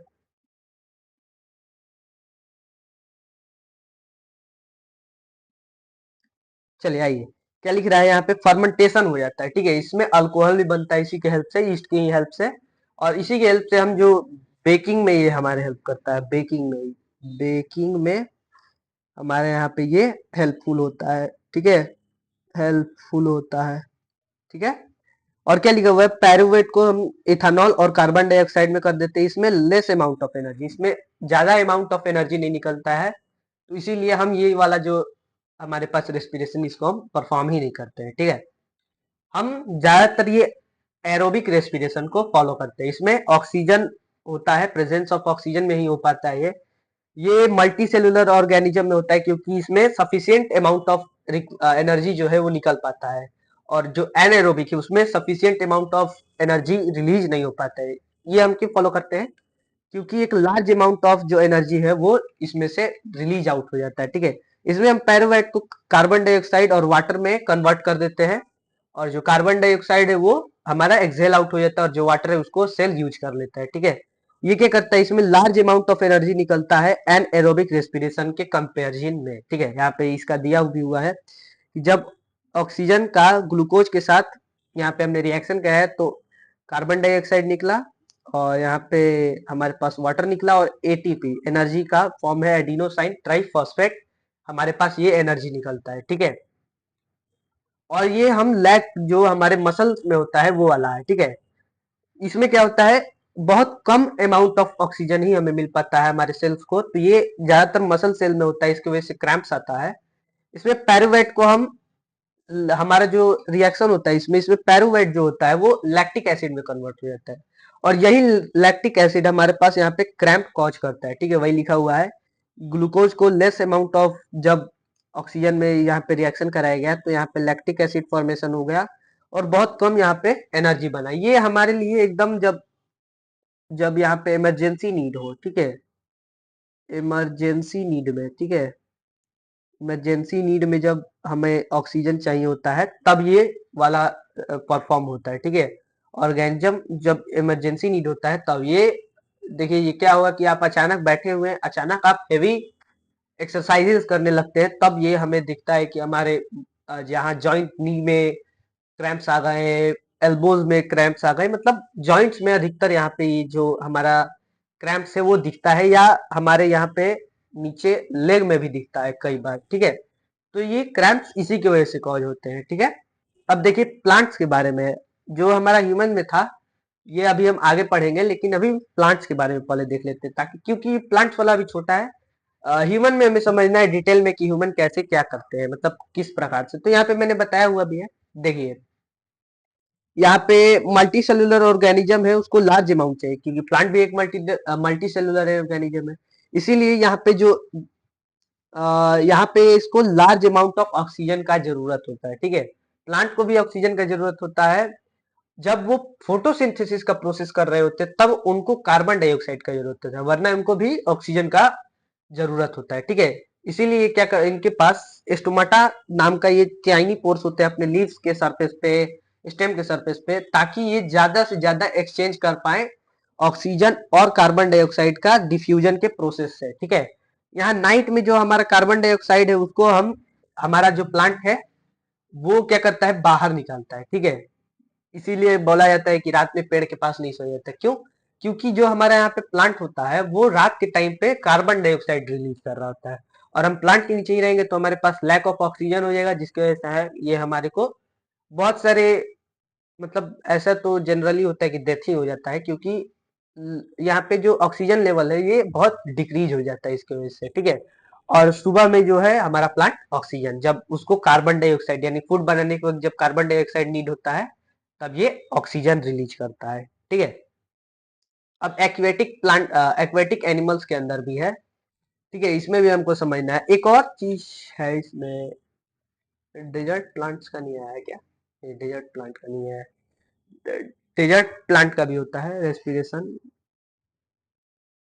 रेस्पिरेशन नहीं होता है उसमें, वो फूड कैसे बनाते हैं हमको ये समझना होता है, ठीक है। डेजर्ट प्लांट वाला भी मैं दिखा देता हूँ आपको, डेजर्ट प्लांट, ठीक है। डेजर्ट प्लांट में कैसे होता है, तो वो सबसे पहले डे टाइम में क्या करते हैं, डे टाइम में क्लोरोफिल क्या करता है, सनलाइट, सन लाइट एब्जॉर्ब कर लेता है, और नाइट, हाँ पहले नाइट टाइम का देख लेते हैं क्योंकि नाइट टाइम में ही बनता है वो। नाइट टाइम में हमारा जो प्लांट है वो वाटर और कार्बन डाइऑक्साइड लेके, CO2 लेके मैलिक एसिड बना देता है, ठीक है। ये इंटरमीडिएट फॉर्मेशन होता है ताकि जो भी उसने वाटर और CO2 लिया है उसको हम, वो प्लांट जो है वो आराम से रख पाए, मैलिक एसिड बना लेता है, इसका फॉर्मेशन हो जाता है, इंटरमीडिएट होता है ये बीच में। फिर जब,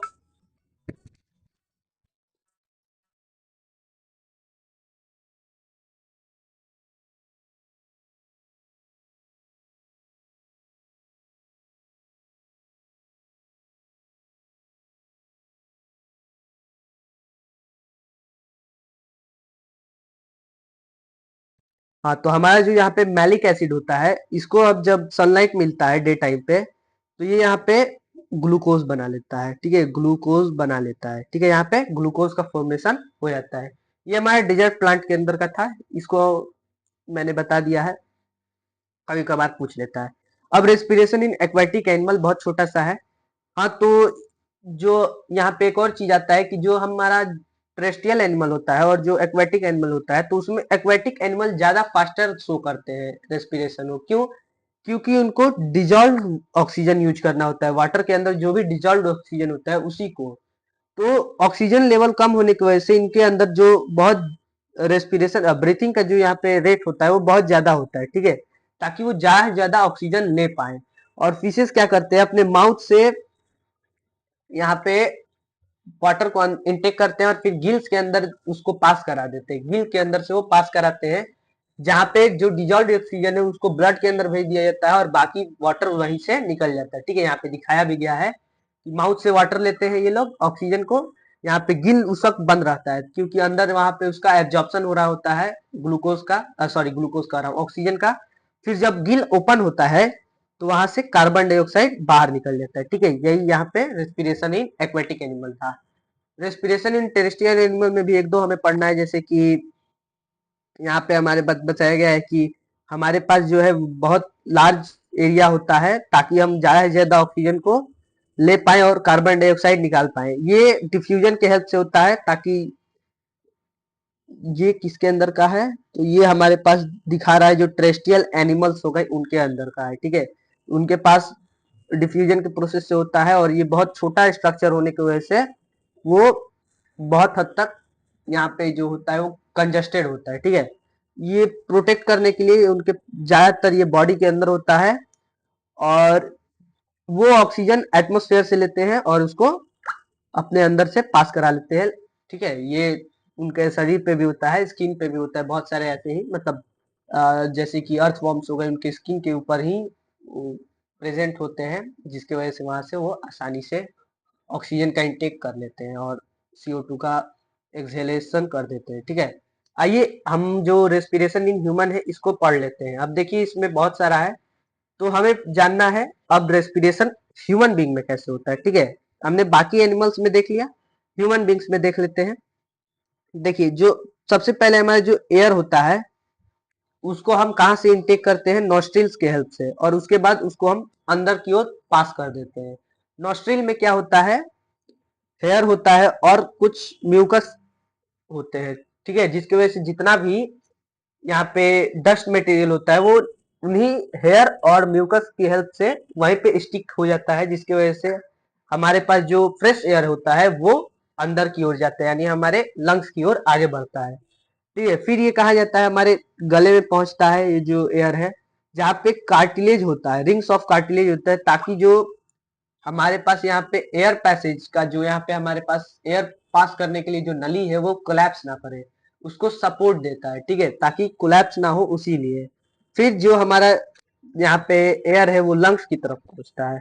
लंग्स क्या करते हैं, लंग्स में ब्रोंकाई होता है जो कि स्मॉलर पार्ट से टूट जाता है फर्दर जाके आगे ब्रोंकियोल्स में, ठीक है, और जो लास्ट में होता है स्ट्रक्चर बलून लाइक, उसको हम एल्वेली कहते हैं, ठीक है। एल्वली के पास बहुत सारे ब्लड वेसल्स होते हैं, जिसकी वजह से कि यहाँ पे exchange of oxygen and carbon dioxide easy हो जाता है। जब हम ब्रेथ करते हैं तो हमारा रिब्स यानी कि जो हमारा छाती होता है वो आगे की तरफ आता है, और डायफ्राम नीचे की तरफ जाता है, जिसकी वजह से हमारा चेस्ट कैविटी यानी कि हमारा जो लंग्स है वो उसको आसानी से एयर फिल करने में आसानी होता है, ठीक है।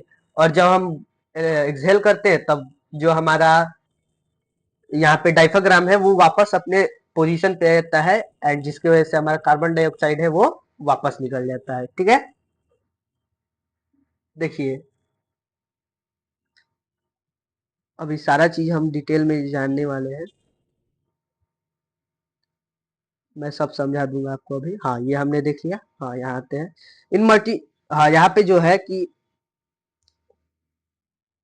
कुछ रेस्पिरेटरी पिगमेंट होते हैं जिसको हेमोग्लोबिन कहते हैं। ह्यूमन में हेमोग्लोबिन है जो पिगमेंट है जो कि वो ऑक्सीजन को, मतलब एक तरीके से देखे तो चाहता है कि उसको ऑक्सीजन मिले, वो इसीलिए ऑक्सीजन को कैरी करने में बहुत हेल्पफुल रहता है, ठीक है। हेमोग्लोबिन जो है वो ऑक्सीजन को अट्रैक्ट करते रहता है अपने पास, ठीक है, ये हमारे रेड ब्लड सेल्स में होता है, ठीक है।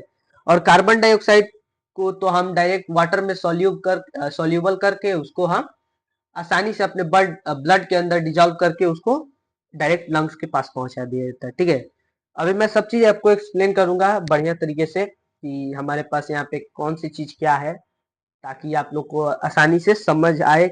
मैं कुछ भी स्किप नहीं करूंगा यहाँ पे। अभी इसको मैं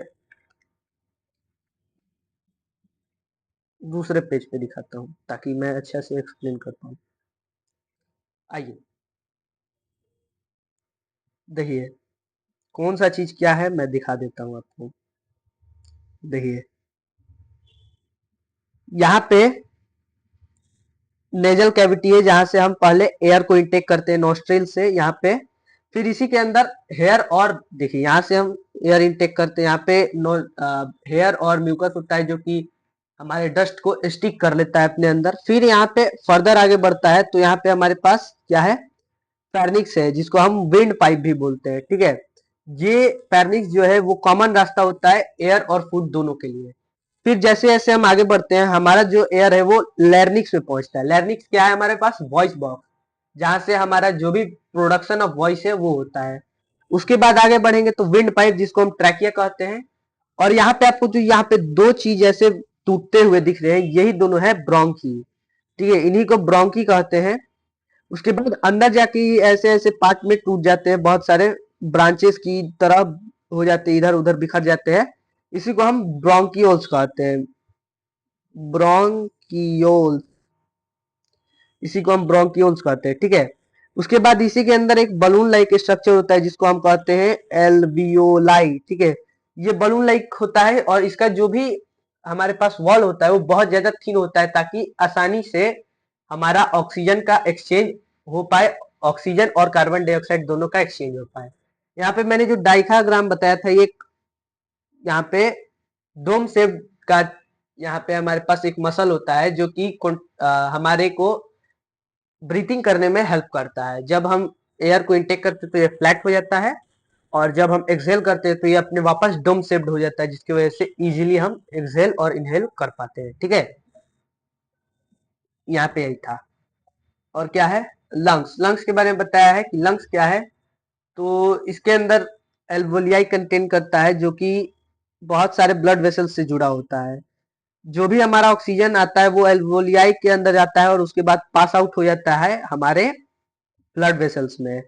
और हमारा जो है कार्बन डाइऑक्साइड है वो यहीं से एक्सचेंज होके बाहर निकल जाता है।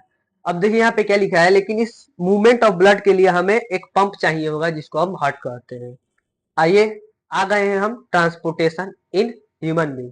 यहाँ पे ट्रांसपोर्टेशन में दो ही लोग के बारे में बात करना है, ह्यूमन बींग में और प्लांट में, ठीक है। आइए तो ह्यूमन बींग में देख लेते हैं।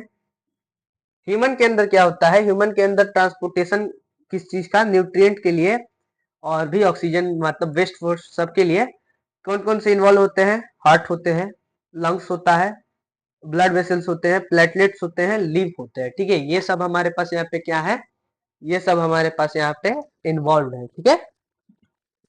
देखते हैं हम इसके आगे क्या है हमारे पास।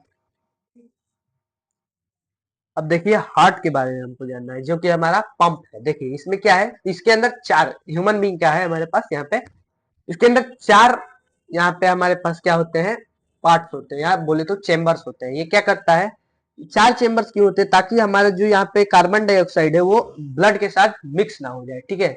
ब्लड कह रहा हूँ, कार्बन डाइऑक्साइड ऑक्सीजन के साथ मिक्सअप ना हो जाए, ठीक है। तो यहाँ पे जो ऑक्सीजन रिच ब्लड हमारा जितना भी आता है वो किस में आता है, लेफ्ट आर्टरियम में आता है, यानी left side of the heart में आता है हमारे पास ऑक्सीजन रिच ब्लड, ठीक है। अच्छा यहाँ पे फ्लो बता रहा है, तो सबसे पहले हमारा जो ऑक्सीजन रिच ब्लड यानी हमारे लंग्स से वो कहाँ आता है, सबसे पहले ऊपर की साइड आता है, यानी कि यहाँ पे आता है। और यहाँ इसको हम क्या कहते हैं, यहाँ पे ऊपर वाली, देखिए यहाँ पे मैं पहले हार्ट को ही समझा देता हूँ।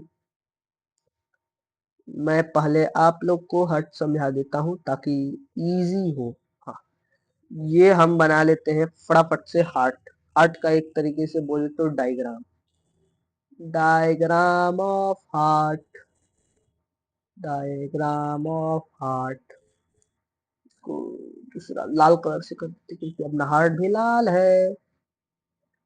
एंड अब मेरे को चाहिए इसके अंदर चार चार चेम्बर। स्ट्रेट लाइन नहीं है, स्ट्रेट लाइन नहीं है, स्ट्रेट स्ट्रेट नहीं है, अभी भी स्ट्रेट नहीं है। अब हो गया, नहीं अभी भी, अब हो गया, नहीं अभी भी, अब हो गया, नहीं अभी भी, अब हो गया, हाँ। अरे ये क्या,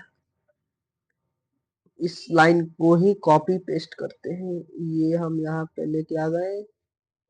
एंड इस भाई इसको हाँ, इसका कलर लाल, इसको करते हैं कंट्रोल प्लस सी भी।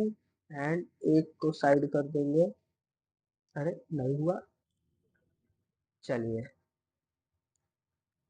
अरे ये नहीं हुआ, कंट्रोल प्लस तो कॉपी कर लेते हैं हम। चार चेम्बर बनाने में इतना टाइम, चलिए हमारे पास आ गया। अरे हाँ, अब इसको हम कर देंगे रोटेट, इसको अच्छे से रोटेट। देन इसको करते हैं, हाँ, अरे ज्यादा बड़ा हो गया,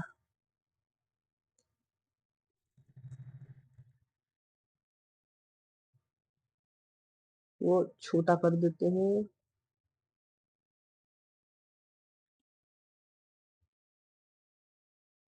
एंड स्ट्रेट कर देते हैं।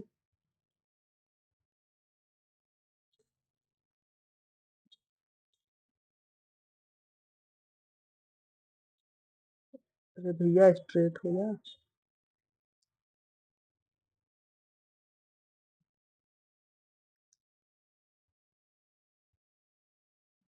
हाँ ठीक है। आइए थोड़ा इसको बराबर, हाँ चलिए।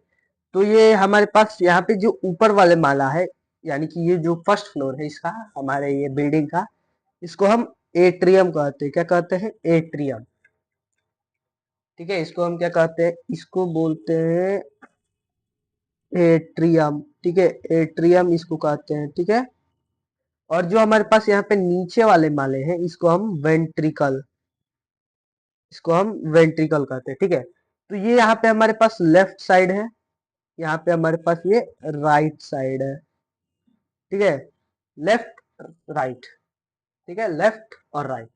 तो हमारे पास ब्लड सबसे पहले कहाँ आता है, ब्लड वेसल्स से ब्लड आया हमारे पास, ये ढूंढ ढूंढ करते हुए ब्लड आया यहाँ पे। ब्लड हमारे पास पहले यहाँ आएगा, ठीक है। फिर यहाँ से ये ब्लड यहाँ जाएगा, यहाँ से बाकी पूरे बॉडी पार्ट में। फिर बॉडी पार्ट से उधर से हम लाएंगे गंदा गंदा ब्लड, गंदा गंदा ब्लड, सॉरी, जितने भी ब्लड सबसे पहले आते हैं तो वो सबसे पहले एट्रियम में आएंगे, एट्रियम से वेंट्रिकल, वेंट्रिकल से लंग्स से बाहर, ठीक है। यही यहाँ पे फ्लो है। आइए इसी को समझते हैं, लिखित फॉर्म में समझते हैं इसी को लिखित फॉर्म में समझते हैं। आइए, लिख रहा है कि जो फिर हमारे पास यहाँ पे जो एट्रियम में ब्लड आ गया, उसके बाद जो हमारा ब्लड है वो कहाँ चल जाएगा, वेंट्रिकल में चल जाएगा। वेंट्रिकल फिर इसको पूरे बॉडी पार्ट में भेज देगा, ठीक है, blood vessels into body part. The cell oxygen absorb कर लेगा और फिर कार्बन डाइऑक्साइड दे देगा, प्रोडक्शन जो हमारे पास यहाँ पे वेस्ट हो जाता है वो ब्लड ही में मिक्स हो जाएगा, ठीक है। ब्लड में मिक्स हो गया, फिर क्या होगा, एक मिनट, वेन्स का नहीं है क्या, थोड़ा बहुत गड़बड़ हो गया है क्या, एक मिनट एक मिनट।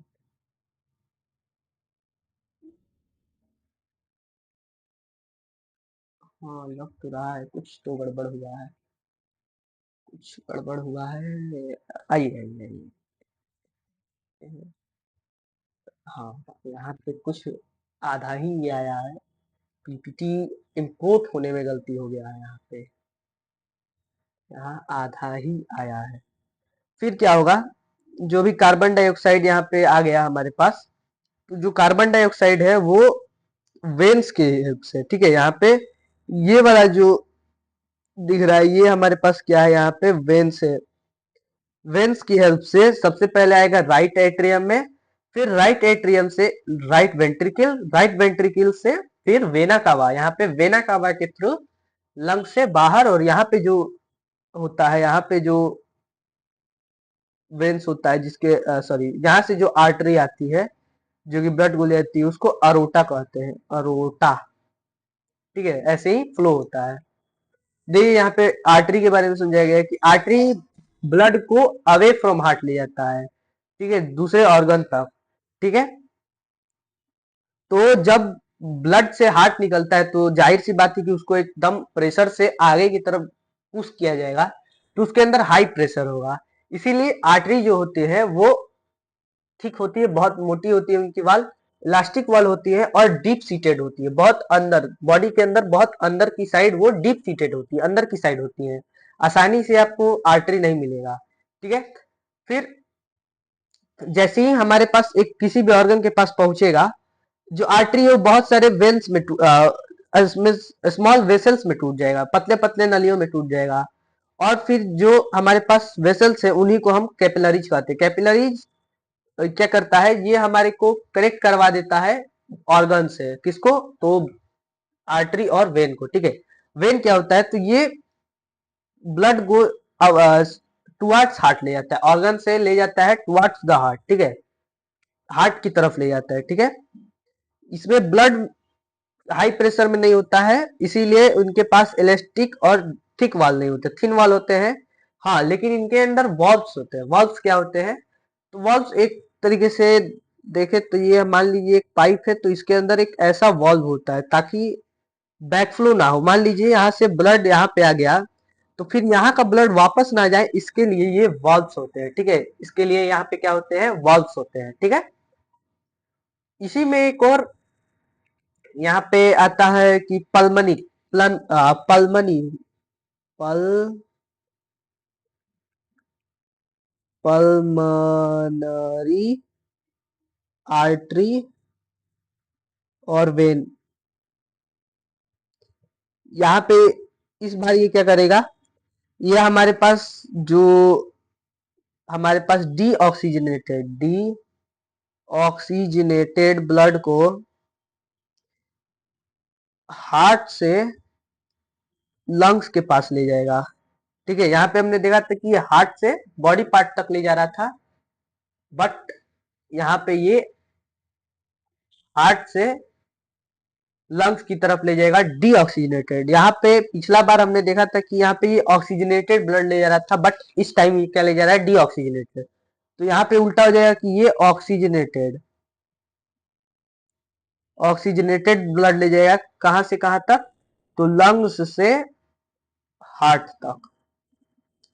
ठीक है, यहाँ पे हार्ट HEART, यहाँ पे भी HEART होगा, स्पेलिंग को इग्नोर कीजिएगा। ठीक है, अब देखिए प्लेटलेट्स क्या होते हैं। तो प्लेटलेट्स होते हैं ताकि ये हमें क्लोटिंग ऑफ ब्लड करते हैं। प्लेटलेट्स क्या करते हैं, क्लोटिंग ऑफ ब्लड। कभी भी हमें इंजरी हो जाता है या कहीं कट लग जाता है, तो वहां पे अचानक से ब्लड आने लगता है, तो ब्लड को मतलब फ्लो करने से रोकने के लिए ये जो प्लेटलेट्स है वो वहां पे आते हैं, साइट ऑफ इंजरी पे आते हैं और क्लोट कर देते हैं, जिसकी वजह से वहां पे और फ्लो ऑफ ब्लड नहीं होता है और लॉस ऑफ ब्लड से वो हमें प्रोटेक्ट कर लेते हैं। ठीक है, यहाँ पे क्या लिखा हुआ है, हाँ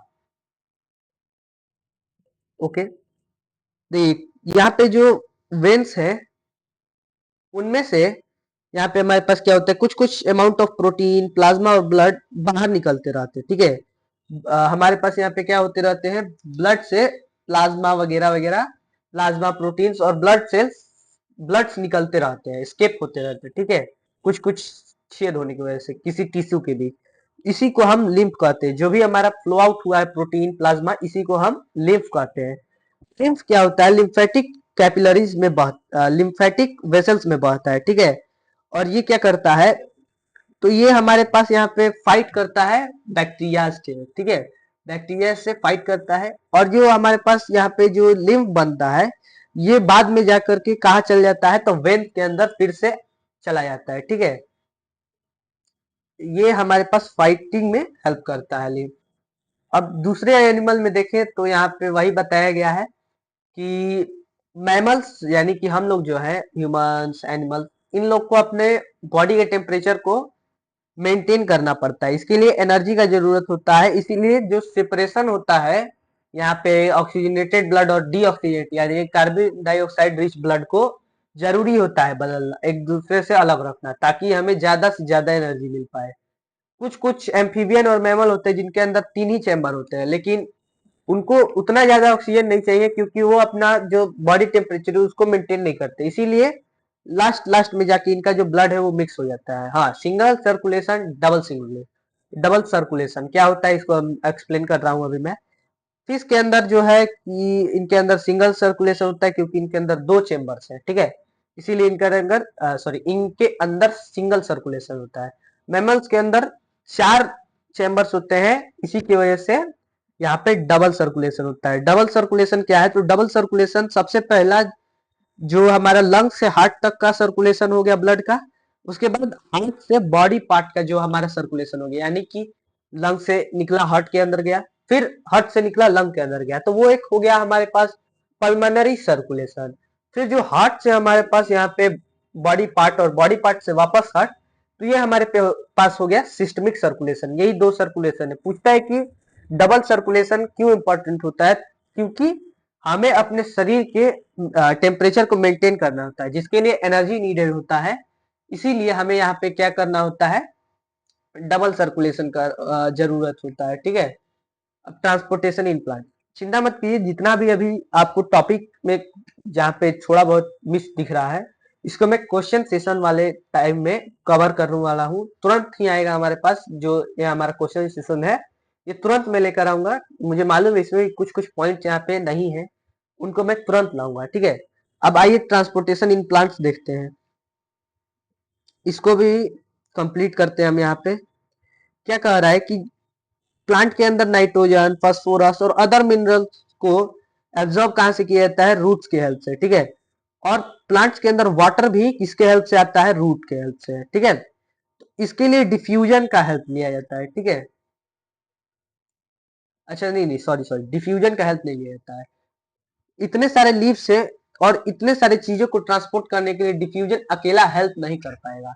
इसलिए प्लांट के पास 2 टाइप ऑफ ट्रांसपोर्ट सिस्टम होते हैं, एक जाइलम जो कि वाटर और मिनरल्स के ट्रांसपोर्टेशन के लिए होता है, और दूसरा होता है फोलम, फोइलम जिसको फूड और फूड के ट्रांसपोर्टेशन के लिए, ठीक है।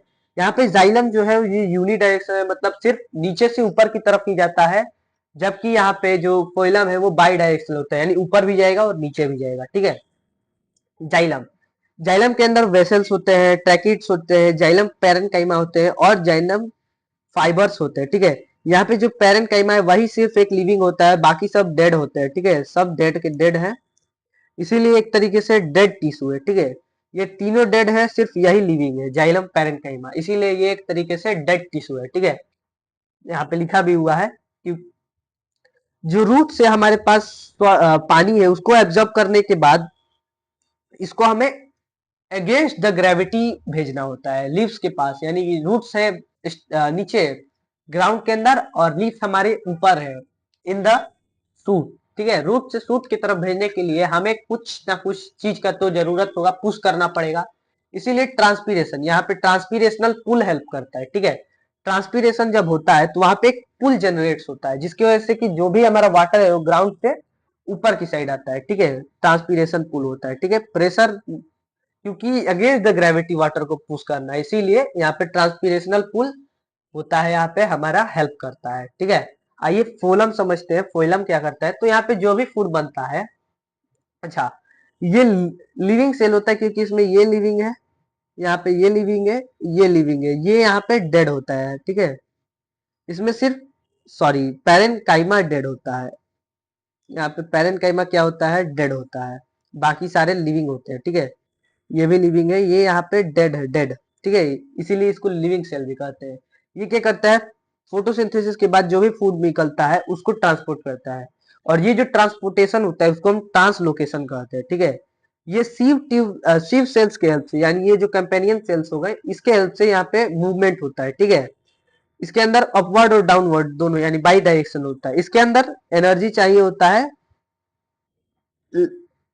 हाँ, इसके अंदर जो ट्रांसलोकेशन है इसके अंदर एनर्जी का नीड होता है, जबकि ट्रांसपोर्टेशन ऑफ वाटर यानी कि जो जाइलम करता है उसके अंदर एनर्जी का रिक्वायरमेंट नहीं होता, उसके अंदर पुल का रिक्वायरमेंट होता है, इसके अंदर लेकिन एनर्जी का ट्रांस नीड होता है क्योंकि इसको बाई डायरेक्शनल ले जाना होता है, ठीक है।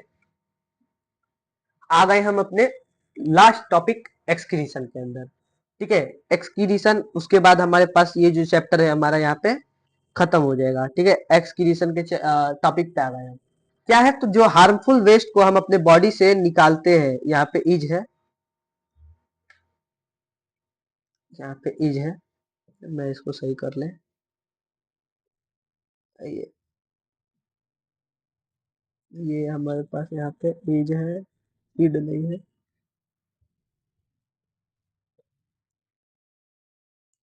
हाँ, इज कॉल्ड,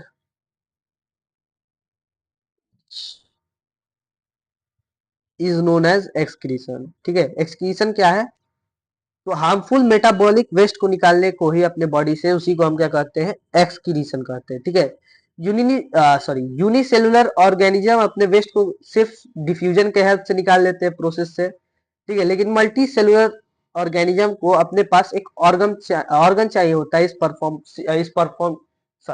इस फंक्शन को परफॉर्म करने के लिए, ठीक है।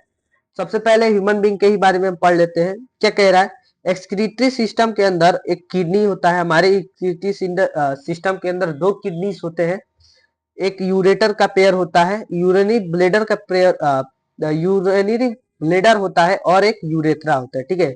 यूरिन कैसे फॉर्मेशन होता है, तो ब्लड के फिल्टर से होता है, इसमें यूरिया, यूरिक एसिड ऐसे, मतलब ऐसे ऐसे हाइड्रोजनस वेस्ट को क्या किया जाता है, फिल्टर कर लिया जाता है, किसके हेल्प से, किडनी के हेल्प से। अब किडनी के अंदर भी क्या होते हैं, तो किडनी के अंदर भी फिल्ट्रेशन यूनिट होते हैं जिसको हम नेफ्रॉन कहते हैं, ठीक है। नेफ्रॉन के पास क्या होता है, देखिए जरा नेफ्रॉन, हाँ, नेफ्रॉन का स्ट्रक्चर यहाँ पे है, देखिए स्ट्रक्चर ऑफ नेफ्रॉन है, ठीक है। यहाँ पे ये जो ग्लोमेरल बोमेंस कैप्सूल यहाँ पे आपको दिख रहा है, इसके अंदर बहुत सारे यहाँ पे ब्लड वेसल्स होते हैं जिसके अंदर से ब्लड बहता है। जब ब्लड बहता है तो यहाँ पे जो हमारे पास वेस्ट होता है ये यहाँ पे कलेक्ट हो जाता है, ठीक है। कलेक्ट होने के बाद यहाँ पे हमारे पास वही लिखा हुआ है, सारा प्रोसेस यहाँ पे वही लिखा हुआ है। सबसे पहले बोमेंस कैप्सूल में जो है वो ब्लड के अंदर से जितना भी वेस्ट है उसको कलेक्ट किया जाता है। फिर कुछ ऐसे यूजफुल सब्सटेंस भी है जो कि उसी के अंदर आ जाते हैं, तो उसको हम क्या करते हैं, यहाँ पे हेनेल लूप जो यहाँ पे दिख रहा है, यहीं पे फिर से इसको हम क्या कर लेते हैं, रीएब्जॉर्प्शन हो जाता है। ठीक है, रीएब्जॉर्प्शन हो जाता है, रीएब्जॉर्प्शन हो जाता है। ठीक है, जिसकी वजह से, सॉरी, यहाँ पे रीअब्जॉर्प्शन होता है जिसमें कि हमारा जो भी यूजफुल सब्सटेंस जो कि मिस्टेक से यहाँ पे हमारे पास वेस्ट की फॉर्म में निकल जाता है, उसको रीअब्जॉर्ब कर लिया जाता है। ठीक है, उसके बाद क्या होता है हमारे पास यहाँ पे सिलेक्टिवली रीअब्जॉर्ब, वही जो मैंने अभी बताया। उसके बाद जो हमारा यूरिन है वो बन जाता है हमारे नेफ्रॉन में, फिर किडनी से निकल के यूरिनरी ब्लैडर में जाता है, यानी कि वो एक तरीके से बैग लाइक स्ट्रक्चर जिसके अंदर टेम्पररी टाइम के लिए यूरिन जो है वो स्टोर होता है। ठीक है, स्टोर होता है। और वो जो यूरिन है वो किसके हेल्प से जाता है, यूरिनरी ब्लैडर में यूरेटर के हेल्प से। ठीक है, और फिर लास्ट में हम उसको क्या कर देते हैं, यूरिनेट कर देते हैं। आइए एक्सक्रीशन इन प्लांट्स देखते हैं। एक्सक्रीशन इन प्लांट्स क्या होता है, तो प्लांट जब फोटोसिंथेसिस करते हैं तो उसका कुछ वेस्ट प्रोडक्ट्स बन जाते हैं, जैसे कि ऑक्सीजन। तो इसको निकालने के लिए और कुछ वाटर, एक्सेस वाटर को भी निकालने के लिए ट्रांसपीरेशन के प्रोसेस का हेल्प किया जाता है। तो यहाँ पे जो भी ये वेस्ट प्रोडक्ट है उसको हम क्या से करते हैं, तो पहले तो एक तरीका हो गया कि वो लीव में स्टोर हो जाए और बाकी लास्ट में जो हमारा लीव है वो फॉलो अप कर जाए प्लांट, या इसको हम, हमारा प्लांट जो है वो गम, रेजिन और इसी के फॉर्म में जाइलम में स्टोर कर लेता है, और बाद में वो जो है वो प्लांट से सेडअप हो जाता है। और कुछ ये क्या करता है, सॉइल में रिलीज कर देता है। और ये जो यहाँ पे ऑक्सीजन का होता है, तो ये स्टोमाटा के हेल्प से होता है। ठीक है, तो यहाँ पे इसी के हेल्प से यहाँ पे हमारा ये जो है चैप्टर खत्म हो गया। क्वेश्चन सेशन हम तुरंत लाएंगे। ठीक है, जल्द ही हमारा तैयार है, उसको भी हम जल्द ही लाएंगे। और यहाँ पे हमारा चैप्टर कंप्लीट हो गया वन शॉट में। ठीक है, वन शॉट में कंप्लीट हो गया। ठीक है, तो अगर आपको वीडियो अच्छा लगा हो तो चैनल को लाइक सब्सक्राइब कर दीजिएगा और ये वीडियो को लाइक कर दीजिएगा। मिलते हैं तब तक के लिए आपसे नेक्स्ट वीडियो यानी कि हमारा क्वेश्चन सेशन में। तब तक के लिए टेक केयर, बाय बाय।